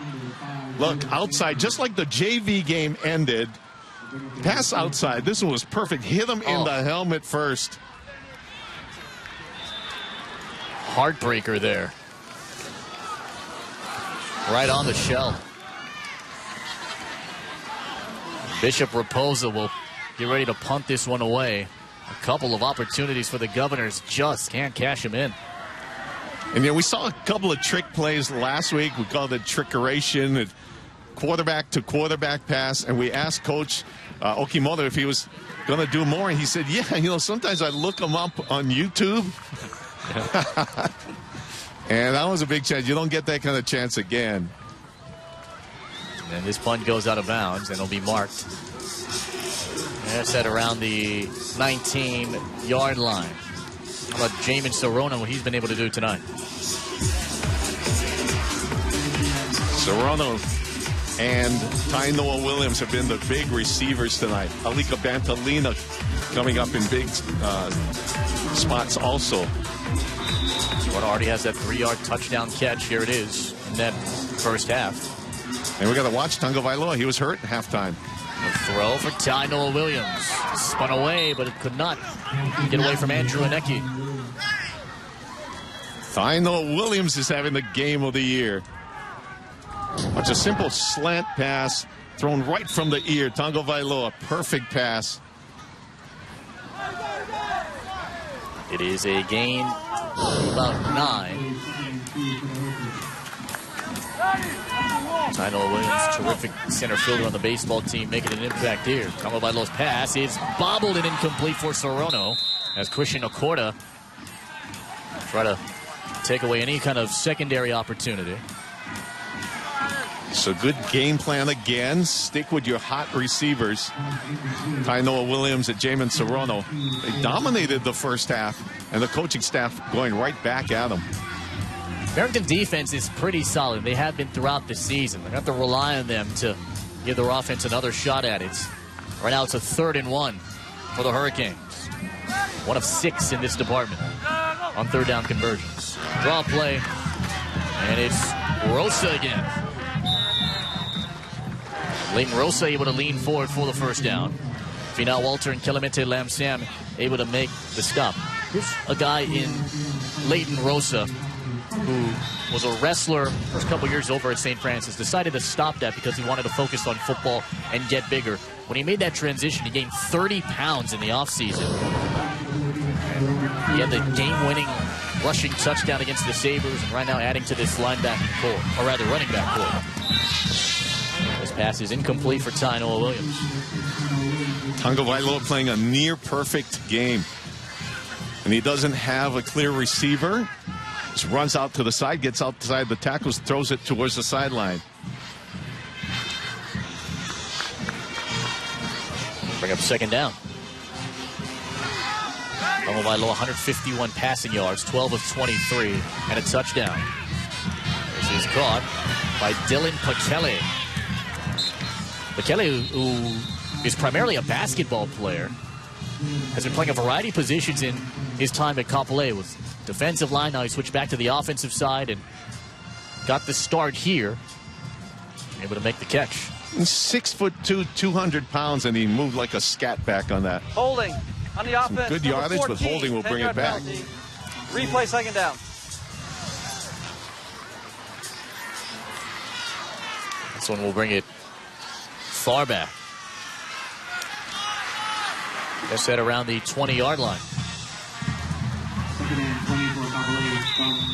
So bring up 2nd down and 20.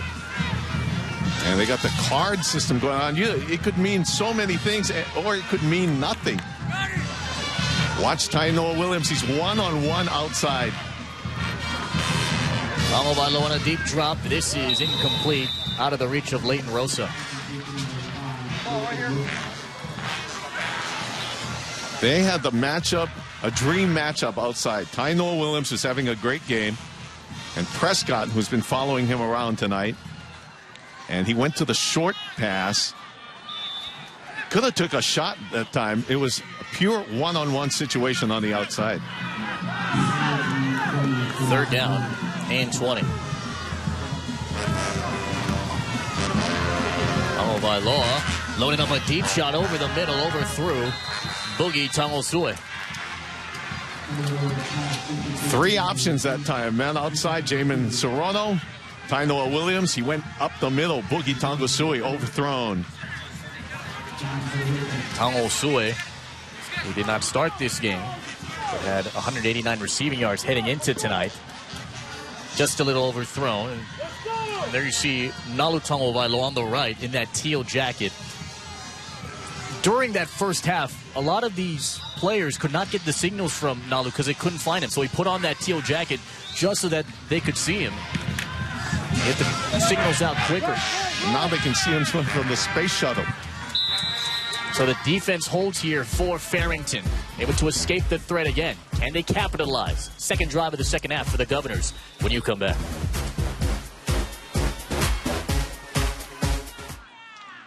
Sending your team to the Nationals and you gotta raise funds? Zippy's fundraising program is a proven winner. Now choose from chili, Portuguese bean soup, meat sauce, or frozen cookie dough.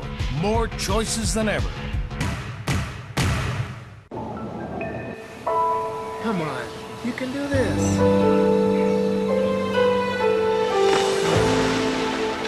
Dad's behind Justin the pool of the first. Part of local courage over nerves culture since 1966. XCast. Coming up, we're serving up 4 great nights in OAA girls volleyball. Monday, September 28th, OAA Powers clash as Kahuku takes on Moanalua. On Tuesday, September 29th, it's Kapolei and Radford. Wednesday, September 30th, Kailua collides with Castle. And on Thursday, October 1st, it's Waianae and Kapolei. JV and varsity doubleheaders all starting at 6:30 p.m. Proudly brought to you by Straub and Cancer Center of Hawaii, along with IBEW Local 1186. Hey, show your support for Hawaii's law enforcement community with official Showpo merchandise such as shirts, hats, stickers, and more. The store is open to the public Monday through Friday, 8 a.m. to 4 p.m., 1717 Hoy Street in Kalihi. That's where you need to go. Proceeds benefit officers and their families statewide.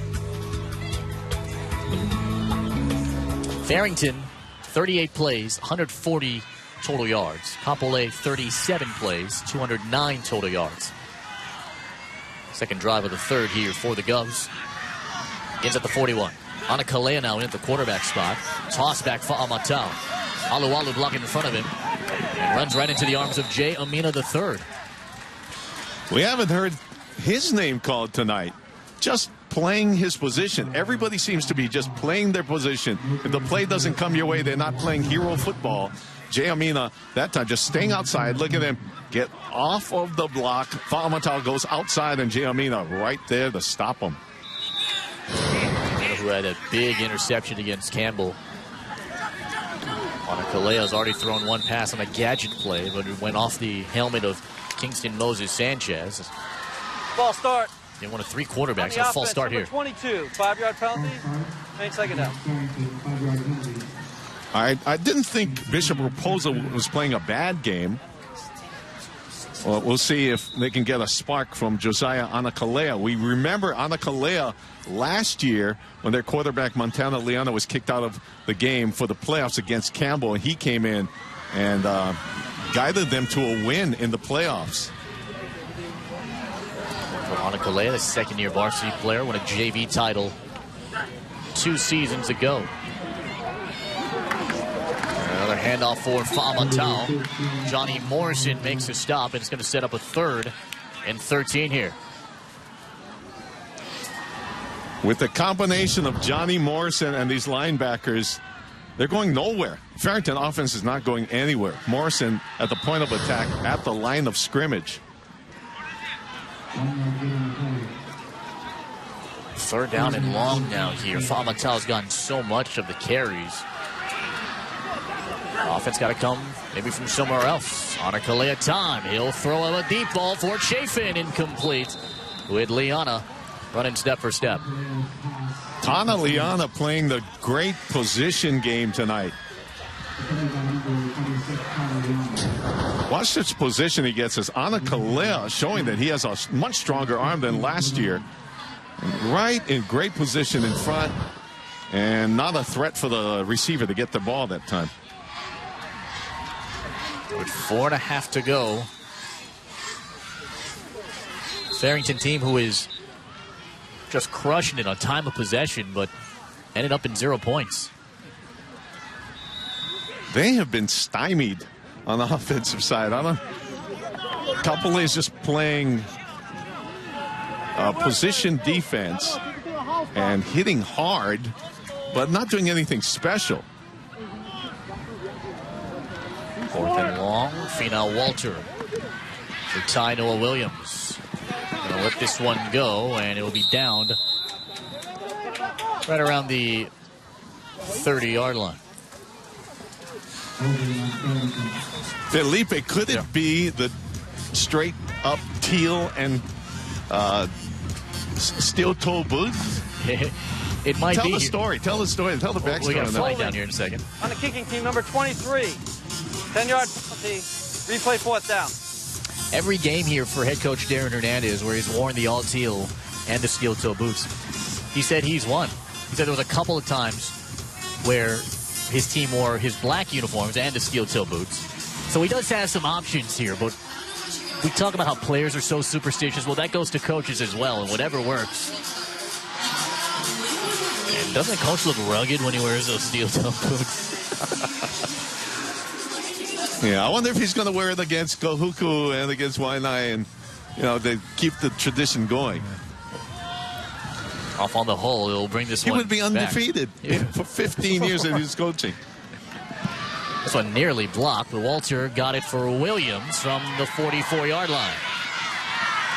And Williams to the sideline, pushed out of bounds by Isaiah Talmua, the cousin of former Farrington running back Tyler Talmua. And Kapolei with great field position inside Farrington real estate.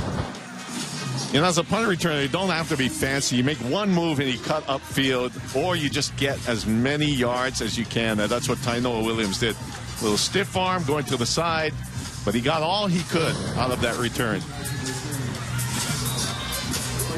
Talia Tongo Vailoa. 12 for 25, 151 yards, and a touchdown. Asparis the back. He runs into the flat. Talia runs away, gets rid of it for Asparis. Oh, what a grab. Got to come back for that one, and found it for a gain of about 7.5. Watch the replay. Andrew Aneki even had some jersey there. Pulled him. LJ Asparis spun around and made the catch. Wow. Yeah, I think that knee's all right for LJ Asparis. As we mentioned, they were thinking about possible ligament tears in that knee that he suffered against Moanalua. Said that there was nothing going to stop him to play. In fact, he was so concerned about his status. He was in street clothes when he came on campus, went over to coach, asked him how he felt. LJ said, I think I'm ready to go. So we suited him up. The usual starting running back did not start this game. Barden did, but since Asparis has walked onto the field, he's been a spark plug. Vailoa throwing for Asparis.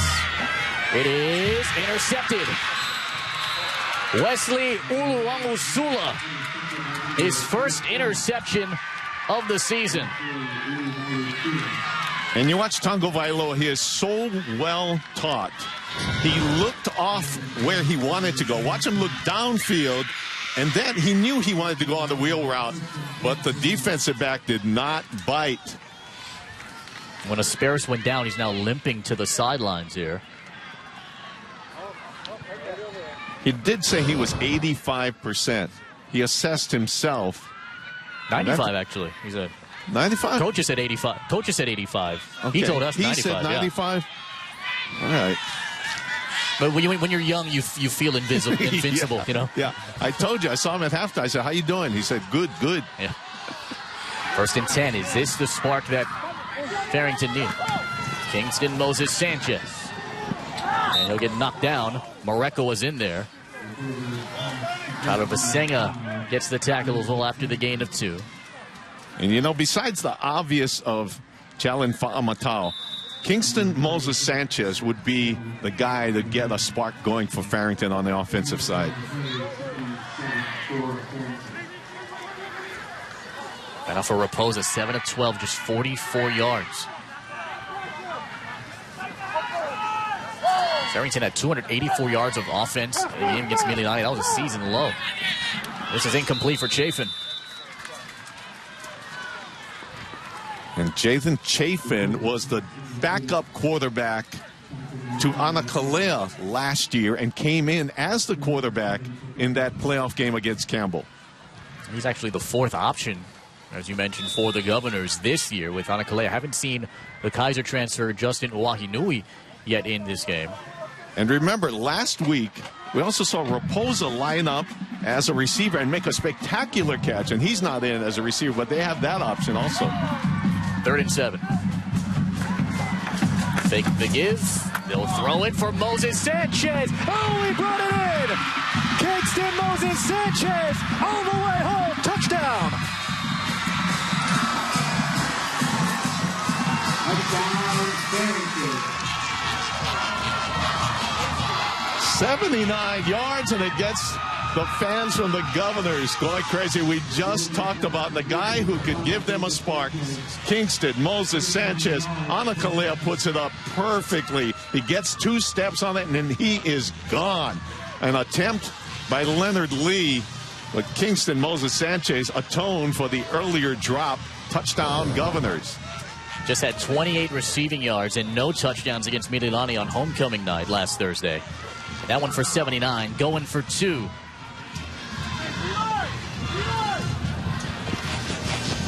Raposa in there. Alualu, the motion man. They'll throw it. This is deflected and incomplete. Intended for the tight end, Kingsley Moses Sanchez. But Farrington able to get off the schneid and get on the board with his touchdown. Ana Kalea with the heave. And Kingston Moses Sanchez, all he did was run straight down the field. And Raposa able to hook up with his fellow Kawana Nicole Middle School classmates. That one for 79 yards. The 13th touchdown of the season for Raposa. And Moses Sanchez, 109 receiving yards and a score this evening.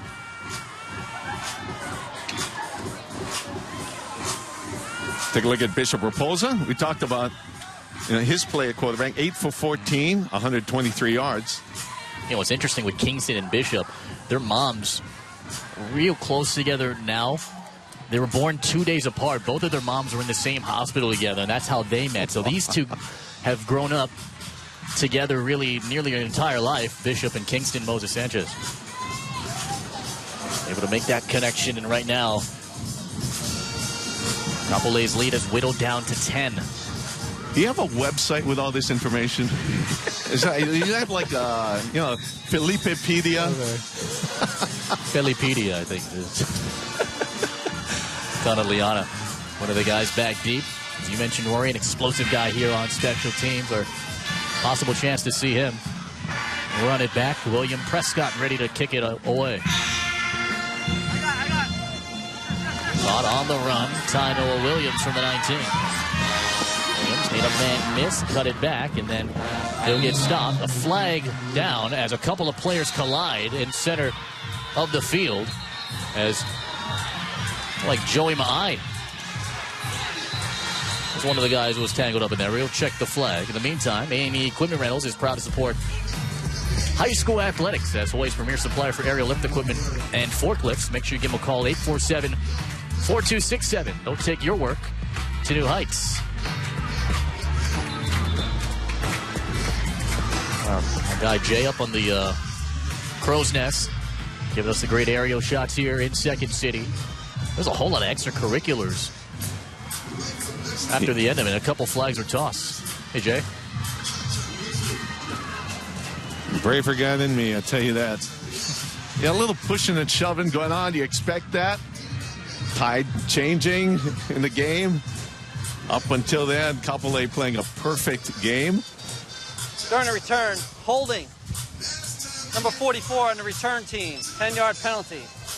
After the play, personal foul, late hit, unnecessary roughness on the kicking team, number 50, 15-yard penalty, be first down.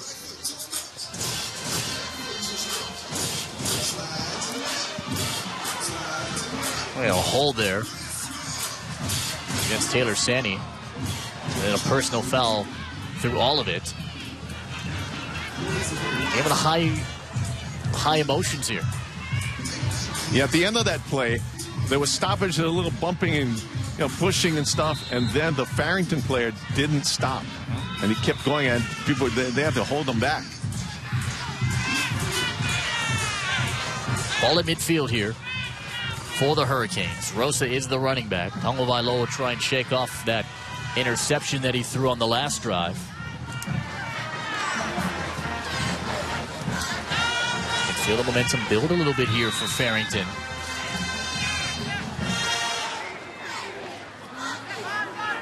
Bantalina into the lineup now. He's in a position, Bantalina is like he's going to go for a streak pattern. Xavier Mason, one of the receivers as well. So a lot of personnel changes on this offense for Darren Hernandez's crew. Sorono in motion. They'll throw it for Sorono. Off his mask, incomplete. Oh, wow. You could tell by the body language that something was going long.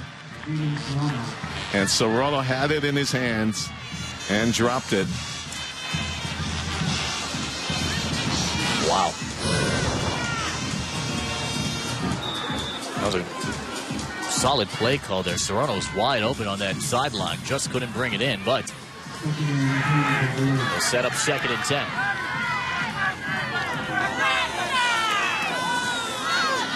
Valoa shoots one over the middle for Bantalina, incomplete. Probably trying to spread the field out a little bit more, get the ball down quicker, saving some time here with 95 seconds left to go in the third. You know, with all the penalty, I mean, not the injuries that Kapolei has had, Aliko Bantalina has not been in there consistently, and there's been a changing of the receiving core. And he just seems like he's not insane, not enough practice with these guys. The long balls are going too long, or they're dropping it. Williams, Kuratani, Serrano, and Mason are the receivers. Valoa, flat pass for Leighton Rosa, trying to turn it upfield. And Rosa going to take it to the 49-yard line, a couple yards shy of the first down.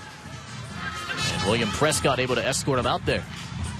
So how do you remedy not connecting with the long passes? You get them in rhythm again. A little short out into the flats. Get your quarterback going again. Jalen Fa'amatau ready to run this kick back. You have 3 beefy linemen ready to protect, but it's a 4th and short from midfield. Barden will boot this one up. Takes a Kapolei bounce and then will die down inside the 20 after it was stopped there. And if you watched that, Nakiona.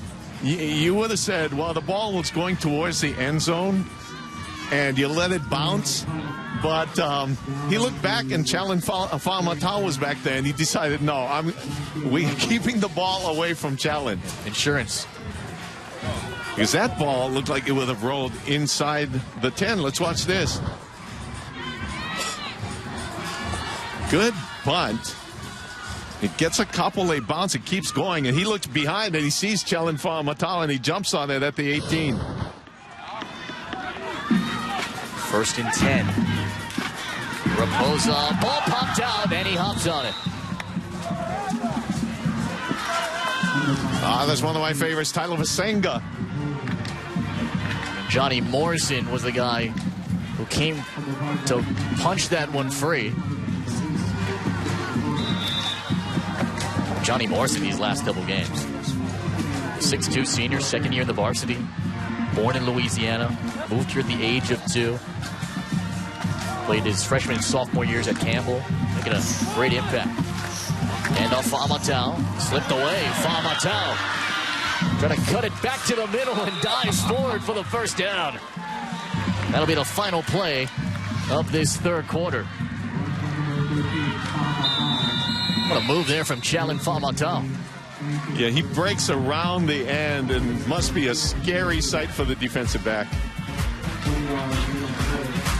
So, a touchdown scored by Kingston Moses Sanchez, 79 yards, puts the Govs on the board. Off we go to the 4th, 16-6. It was just an ordinary night until he showed up with a hungry look in his eyes. And then he made the shot. And when jaws dropped, he had something for that too. The new spicy nacho chicken sandwich with 2 tacos, halvesies, and a drink for $7, all in a munchie meal.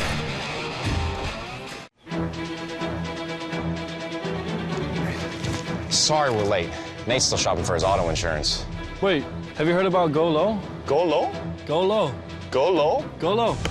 Yeah, the Island Insurance Go Low auto policy. Rates start as low as $27 a month. Just the lowest rate to keep your car on the road. Nothing more, nothing less. $27 a month? I should switch. You should call Island too. Exclusively from Island Insurance. Call 643-4000 or visit islandinsurance.com. Hey, if you haven't done so, you got to check out the brand new and improved OC16.tv, now with expanded sports section featuring scores, highlights, player of the games, and power rankings, plus live OC16 and XCast web streams for Oceanic Internet customers. Check it out, OC16.tv. I'm on there a lot watching the games that you can go and watched games from the past and a couple of the volleyball games. And I'm on there and island985.com. Little plug there. It's only a matter of time. I like that, though. Go ahead and check that out as well. Start of the fourth. Felipe Hostra, Rory Kim, and Jen Muniza. Not a bad quarter for Farrington. You can see some of the confidence that's building here as we get ready for these final 12 minutes. And good to see that they have confidence in Raposa and put him back in the game. He's the quarterback right now. Kingston Moses Sanchez. Chafin was blocking in front of him after Moses Sanchez takes it. It's around the 43-yard line. Tonaliana comes in to make the stop. You can see how important it is to keep the defense off balance. And they weren't off balance in the first half. Now they're throwing it quick outside the Kingston Moses Sanchez, bringing the defense up, running up the middle, opens up the lanes for Challen Fa'amatau. He will gain a half dozen yards to bring up 2nd down and 4. He'll fake the pass. Raposa going to drag guys with him right to the 45-yard line. Timmy Choi makes the stop. For a guy like Raposa, his sister Bree Raposa, 3-time state champion judo from Kamehameha Kapalama, said that those two really had a bit of a rough childhood. It was a little bit tough. Discipline was heavily influenced. Used to walk home from practice. They were sparring partners. But the one thing he learned from his sister was you can't depend on others to do it for you. You have to do it yourself. Right now, as a junior, he's helped lead this Farrington team to a 5-1 record as Fa'amatau leans forward for a first down. That was pretty insightful for a 16-year-old. Right? Loves his sister. Such a tight bond together. Fa'amatau can get the tough yards when needed. Put your head down, get that 1 yard.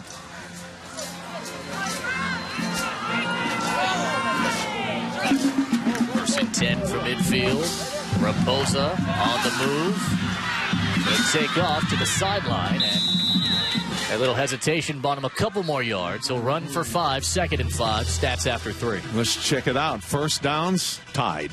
118 yards as Fa'amatau started taking over. It didn't seem like that. Still the passing yards in Kapolei's favor, and total offense, Farrington 241 to Kapolei's 224. The penalties still a big part. 129 yards for Farrington. Turnovers even, and time of possession, Farrington with the ball longer tonight. But in the red zone, Kapolei, that's the difference. 3 for 3. Farrington, up until this point, has done a good job of taking care of the ball, even though they just had 1 fumble in the red zone. They had 4 turnovers in that game against Mililani on their homecoming night last Thursday. Scott Smith is going to jog over and discuss the time here.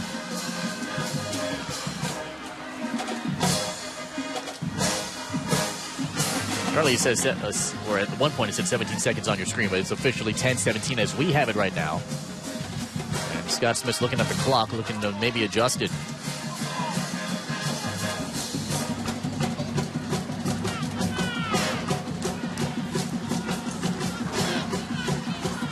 Trying to get communication from the sideline up to the booth. And they finally add to make it 10:27 on the clock here.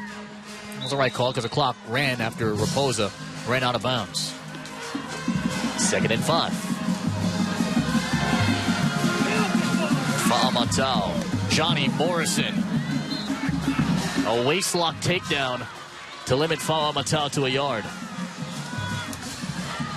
Some of that wrestling background from one Johnny Morrison. Yeah, and that's a perfect name if someday he wants to go into the WWE.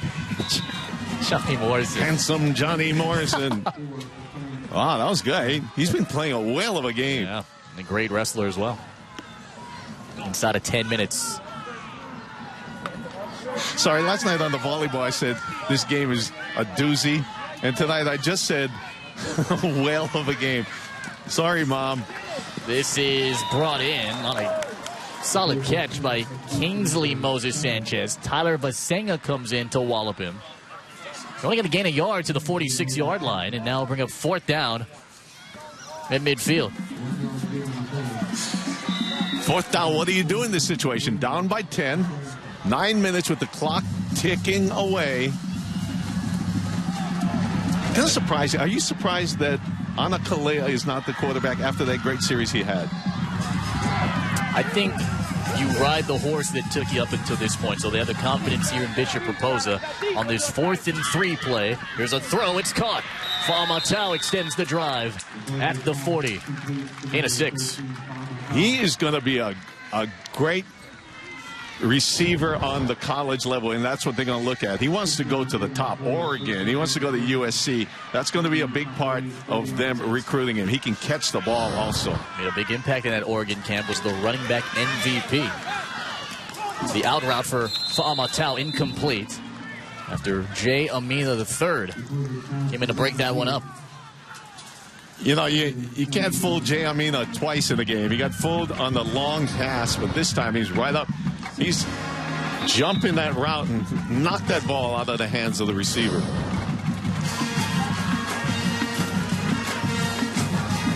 Second and 10, 8:46 remaining, down 2 scores. Raposa lets it fly for Chafin, incomplete. Liana almost had a one-handed interception. Chafin couldn't find it. Once again, a great defensive back work from Tana Liana. Look at the positioning. We said that on the last 2 pass plays.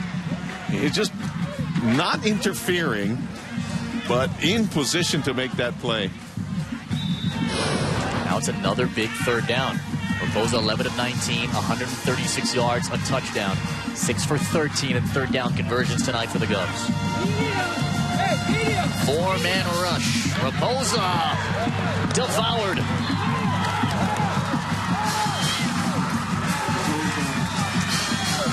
A 3 or 4-man pattern. Not too many blockers staying in. Challen Fa'amatau was open over the middle. Watch him come across your screen right here. But too late. Rush was on. Pono Fatafehi Segovia came in to bring him down. Now we control the tempo and the clock. Can also bite you a bit. Still 8 minutes to go. The clock continues to spin. Look out. Oh, Walter almost had that one blocked. And this one takes a great bounce inside the 10-yard line. Tyler Vasenga came and almost had a block punt for the Hurricanes. A nice punt there from Walter. Watch Vasenga coming in from the right side as that ball floated to Walter. But he gets a great kick away. Now, time clock management. How will Kapolei play it? Up by 10. I kind of hurt the JV team for Farrington in that game before we got on the air. Well, here's the way I see it. They need 2 scores. And even if you just run the ball and don't get the first down, you get it down to 5 minutes or so. But no, they're going to pass. A long pass. Not looking at this defensive back. And Tynoa Williams almost had a chance. After he was well covered by William Prescott. And for Tynoa Williams, almost had another catch. Currently stuck at 99 receiving yards.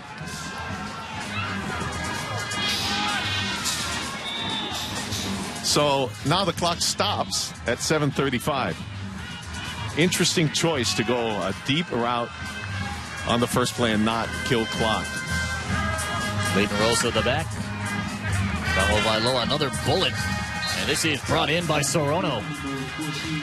And Sorono will get enough for the first down. You know, we mentioned, talk about the receiver and the quarterback cohesion there. Watch this. Perfect pass. He gets perfect position, and he gets a first down. It's been like that all night for Jamin Sorono and Tagovailoa. It's a big first down to stay in bounds. The handoff for Leighton Rosa. And Rosa speared down by Chipa Ulumalusula. To the gain of about 4. And that's just 4 yards, but tick, tick, tick, tick. Clock down to 6 minutes and 50 seconds. Farrington, before this drive started, time of possession was 28:33 to 11:43. Had the ball twice as long. This is a gain of 3 for Leighton Rosa after he was stopped. Love the fight here from Leighton Rosa. 5'7", $160. Just a junior. Only had 9 rushing yards heading into tonight. So interesting call here. About 2 yards to go, third down. Clock ticking away at 6:18. What do they do, Felipe? If I were to guess, it would seem that they're going to throw the ball here. Just if history sort of holds true, Rosa will be the running back, but they will spread him out. Serrano has had good hands for most of the season. There's the throw. This one deflected up in the air and incomplete. Wesley Ulungalusula did a good job to bat that one up. Clock stops at 5:52. Top in the Enterprise Rent-A-Car. Check out some scores around town. This game is over on XCast, 28-25. Nanakuli down 10 at the break, now just down 3 in the fourth. Kahuku and Waipahu, that's the final, so Kahuku will be undefeated by the time we see them next Saturday against Waianae. Kaimuki got a 7-point win over Wailua. Waianae could be on their way to their 6th victory in the OIA. Kamehameha, a crushing win over Iolani, 63-21. St. Louis and Puno tied at 31. Behind the Luna and Kamehameha as the Lunas win it by 6. This punt goes to the 22-yard line. Just really quickly about that St. Louis game. We're worried about Tua Tagovailoa, who was out with a calf injury, went into the locker room, came out to start the second half. That's a battle between number 1 St. Louis and number 3 Puno in our OC 16 power rankings. Well, I'm not even thinking about that. That Waipahu score hurt me to the marrow. You okay? To the marrow? Yes. He went past the bone into the marrow. Well, Waipahu still has a shot to continue their postseason. Likely will get the 6th seed in there. Yeah. I like Bryson Corvalli, the coach, so much that I wanted to see success for them. But hey, they'll come back. Fa'amatau tries to shake his way to the outside. Omar Mareko, who's been all over the place, able to bring him down. So 2 scores needed for Farrington, and they're running the ball. We'll see what the game plan is from here on in. 5:15 to go. 2nd and 4. Throw for Fa'amatau, and he is bumped down. Kekoa Kaupuiki. I'd put a couple of guys on Chelin Fa'amatau. Anywhere he goes, just follow him. They've been doing that all night. It looks like the linebacker's been keying on him. He goes outside, and right there, Kekoa Kaupuiki. This is a huge 3rd down that is coming up for the Governors. Inside of 5 minutes. Raposa swings everyone to the left. He will throw it. It's caught. Moses Sanchez. And he will step out of bounds. Good for the first down. Kingsley Moses Sanchez, the twin brother of Kingston. He is 7 hours younger than his brother. But 34 pounds heavier. So this is, I would think, 4-down territory the rest of the game for Farrington. They have 3 timeouts. At the very least, got to get 3 on this drive to stay alive. Pose a sideline throw. There is Kingsley Moses Sanchez again. And the clock continues and just stops now at 4:13 as a good pattern to stop the clock and get some yardage. Kingsley and Jace Baggio, the 2 tight ends in this lineup, but Kingsley Moses Sanchez have been spread out in the wide receiver spot. And now Josiah Anakalea, number 6 at the bottom of your screen, will be guarded by Tana Liana there. And TJ Tautolo checks in as well. Raposa steps up, lets it fly down the sideline, incomplete for Kingston Moses Sanchez. And he had a step, Felipe. He had a couple of steps. When Anakalea comes in, they're not fooling around. They're going streak pattern down the right side. He has a couple steps on Jay Amina with the ball overthrown. Farrington 7 for 15 on 3rd down conversions. This is a 3rd and 6. Raposa on the run. Oh, what a move to try and get around Mareko. And able to get the first down. How about Raposa? Showing off some of that footwork. Raposa came up with a big play at a crucial time. But watch the hustle of Mareko. Puts a move on him. Mareko doesn't let him go. Almost like the Euro step there on the football field. Drive stays alive at the 46-yard line. Inside of 4 minutes now. Beating 2 scores. Raposa, the middle open.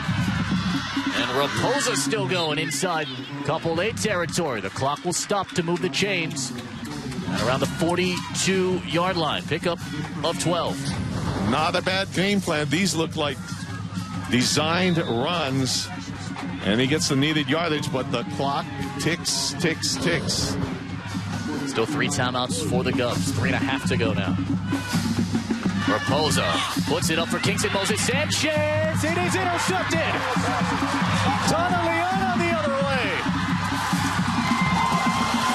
Tonaliana takes it back all the way to the 36. His 3rd interception of the season. What's the lesson, kids? If you play the right technique and you get good position, eventually good things will happen. And watch him after the interception. He is always a threat to go all the way. And we talked to Darren Hernandez about making him a running back. Look at this guy go. Tonaliana interceptions against Kaiser, Campbell, and now tonight against Farrington. But there is a Governor that is down on the field, it seems.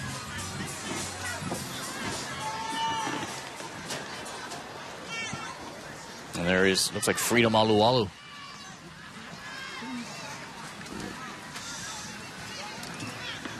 Alualu is one of those solid offensive blockers for Farrington. You mentioned that hand injury on his right hand. Right now, the level of concern. There's Auntie Joy Tomas. Auntie Joy, who actually celebrated her birthday, by the way, yesterday. We're not trying to lead Gov Nation back into this one.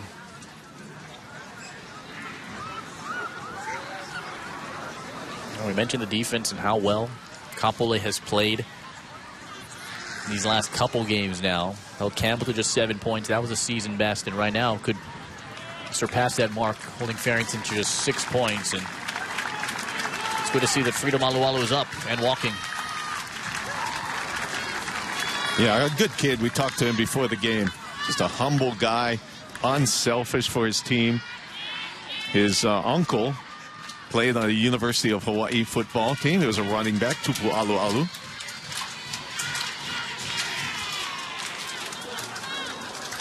And he seems to be looking at that hand that we were talking about. I'm trying to get feeling in there. You see him trying to clench and make a fist. And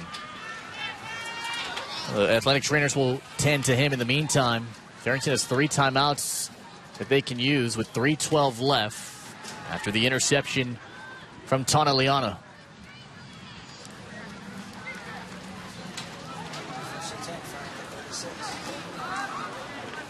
So, Kapolei, a team that,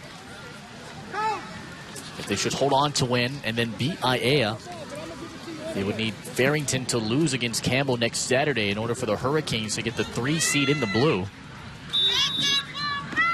That's as high as Kapolei can get. The playoffs begin in 2 weeks. Kapolei now staring down the barrel of their first win against the Governors, but still with 3:12 left. How will it play out? Handoff Rosa. Stopped after a gain of 1. Aberdeen Finau able to make the tackle. Not going to use the timeout here. Yeah, so Xerox that play right there, and that's what we'll see for the next 3 plays. That's what should happen as the time stops. And now they start the clock at 2:52 left in the game. Kenoa Barden now comes into the running back spot.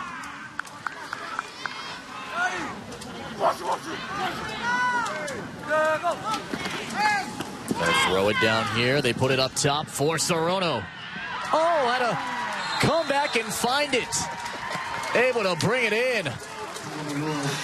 Cody Leu in on the coverage. But it's first and goal, Kapolei. Forget about straight dive up the middle. When you got athletes like this, Jamin Sorono makes a spectacular catch. Wow. Jamin Sorono able to do it again. Gain of 27. First and goal from the 8. They'll throw it again. This is caught. And then it pops out incomplete. Micah Kuratani had a hand on it, but it was jarred loose. And Kuratani almost had his first receiving touchdown of the year. They lined up in the pistol like it was going to be a running play and threw the quick slant up the middle. And Cody Leu, good job to pry that one away. Clock stops, second and goal. Take the give to Barden. They run it over the middle again. Incomplete for Sorono. Want to get a flag, did not get it. If Farrington can hold Kapolei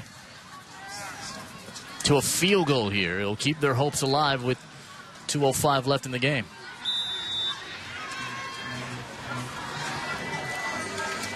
Third and goal.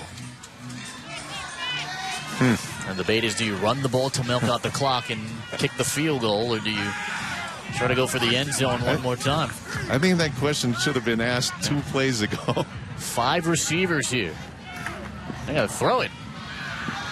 Pressure coming on the run, and he steps out of bounds. So we'll bring a 4th down. The clock will stop with 1:55 remaining here, and now the field goal unit comes onto the field. Am I allowed to say I don't understand the last 3 plays that they ran? I agree, too. That it kind of makes no sense. At least you think you would run the ball, milk out the clock, and control it here, but... Make them use their timeouts? Well, what do we know? We're sitting up in the booth. And now Bo Meyer, who's already hit 1 field goal tonight from 28 yards. Now, with this field goal, because I'm sitting next to Tommy Yoshida, who's a math genius, this will give them a 13-point lead, or... This one is blocked. Chipo Ulumalusula had it, and then recovered by William Prescott. Wow. Prescott on the recovery, but it's Chipo Ulumalusula to knock this one down. Wow, he came right through and recovered by Farrington. And through all of it, Farrington didn't burn any other timeouts, so they still have those 3 in their pocket. And now the third different quarterback in here for the Governors, and Justin Uahinui. 7 for 20 this season, 35%, 201 yards, 2 touchdowns. Remember the double pass, the double reverse that they threw last week? Dropping straight back. Uahinui puts it up top. It's incomplete. Overthrew Kingsley Moses-Sanchez.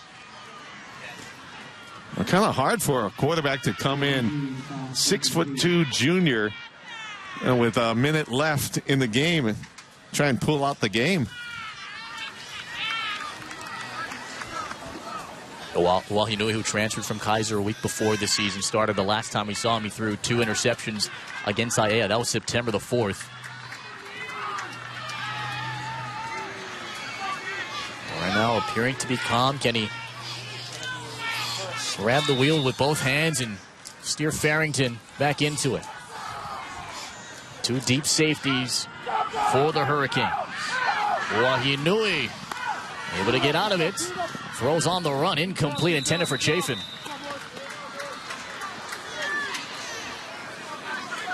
Again, a defense who has been in hot pursuit of the quarterbacks earlier in the game and still have energy to rush the quarterback Morrison on the outside, forcing him out of the pocket. Holding penalty on first down.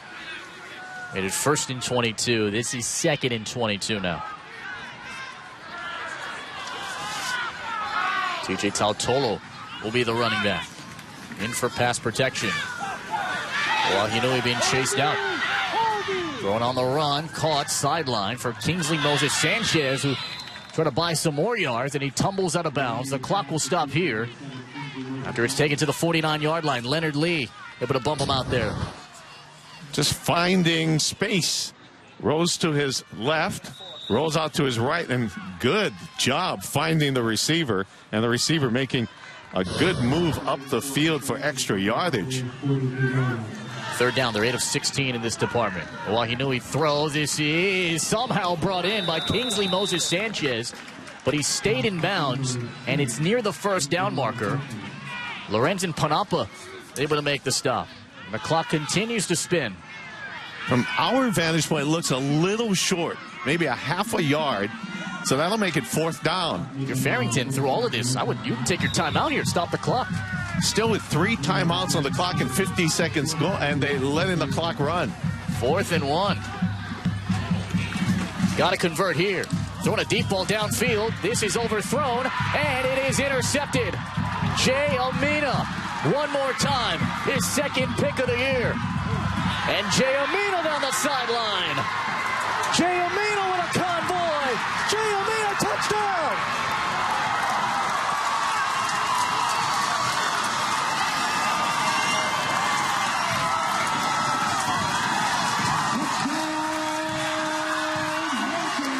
An exclamation point for Kapolei.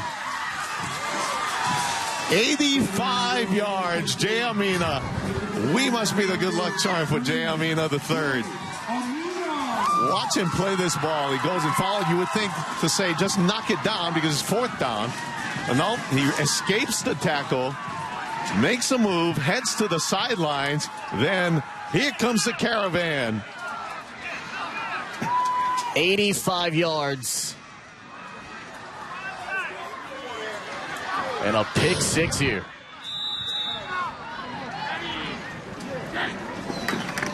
Bo Meyer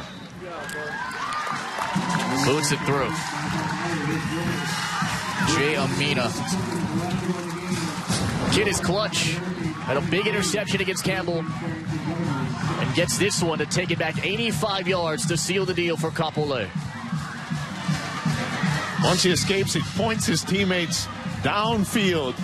And he looked like he would be stopped a couple times.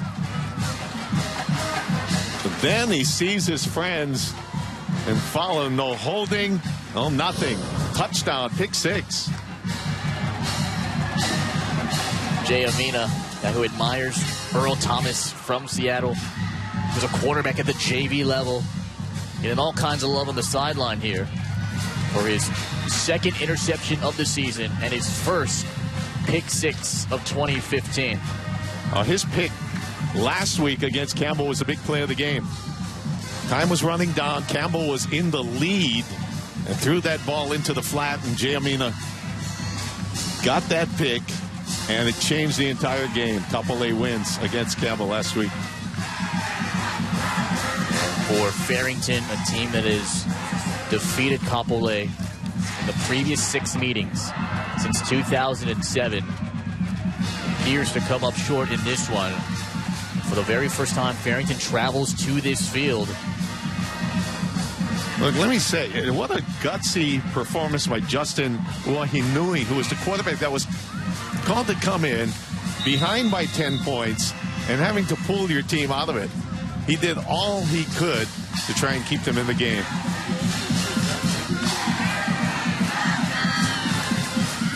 Kind of feel for the kid who's a junior. It has been a learning process for both junior quarterbacks, Raposa and Wahinui.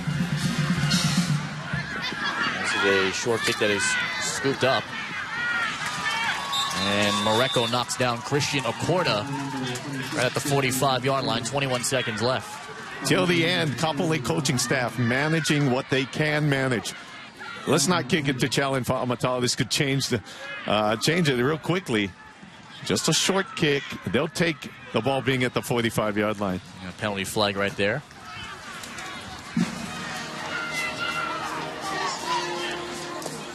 $13 penalties, 141 yards for Farrington. That's going to be the stat that's going to be circled. After the play, personal foul. on the receiving team, number 37, unnecessary roughness, 15-yard penalty, first down.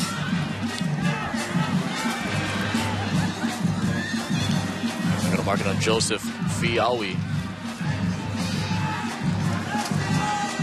And that's just some of the frustrations, I guess, here for Farrington, who built some momentum in that third quarter. And what a great showing for Kapolei. They are on a roll, 3 games in a row. After having one of the toughest schedules at the beginning of the year. Kahuku was in there, Mililani was in there, and undefeated Kailua. That was their first 3 games. For Farrington, this will definitely be a learning experience after losing to Mililani and then 21 seconds away from losing to Kapolei tonight. Here are the standings heading into tonight. Mililani and Kailua will play tomorrow. With Farrington's loss, it'll put them at 4-2. If Kailua is able to win that one, that could shake things up as this passes to TJ Tautolo. We'll take it to the sidelines for 16 seconds left.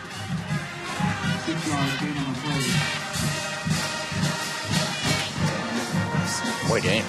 What a focused effort tonight by Kapolei. They got out early. The JV surprised Farrington's undefeated JV. And they were celebrating a lot here in the stadium. And that carried over to the varsity game. Wahinui climbing the pocket, throwing for Chafin off his hands. Incomplete. 9 seconds left. Enterprise Rent-A-Car scores around town. Pearl City 34, Nanakuli 31. In the fourth, this game is over on XCast. Pearl City homecoming night. And Nanakuli has also been banged up with injuries. We're going to see the Golden Hawks for their homecoming night in Waianae next Friday against Radford. All smiles here for a Kapolei team that is 9 seconds away from their 3rd win in a row. Coach Hernandez had a big exhale. For Fa'amatau, incomplete. Tanaliana in on the stop. 3 seconds away. Kailua able to beat Mililani tomorrow. Kailua will secure the 2 seed, representing the blue in the OIA tournament. Now, Farrington will have to go back to the drawing board. They'll have 1 game left. They'll play Campbell for the Sabres homecoming night.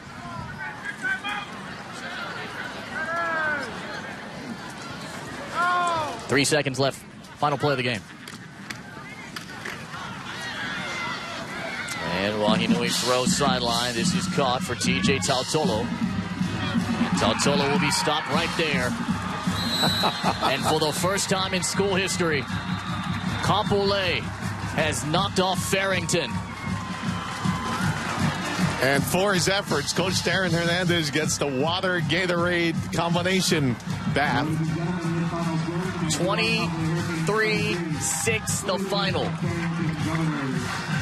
The Hurricanes have won 3 in a row. All smiles on the sidelines, trying to build momentum with the playoffs looming. Darren Hernandez hasn't felt this kind of shower in a long time. Able to get his first win against the Governors, 23-6.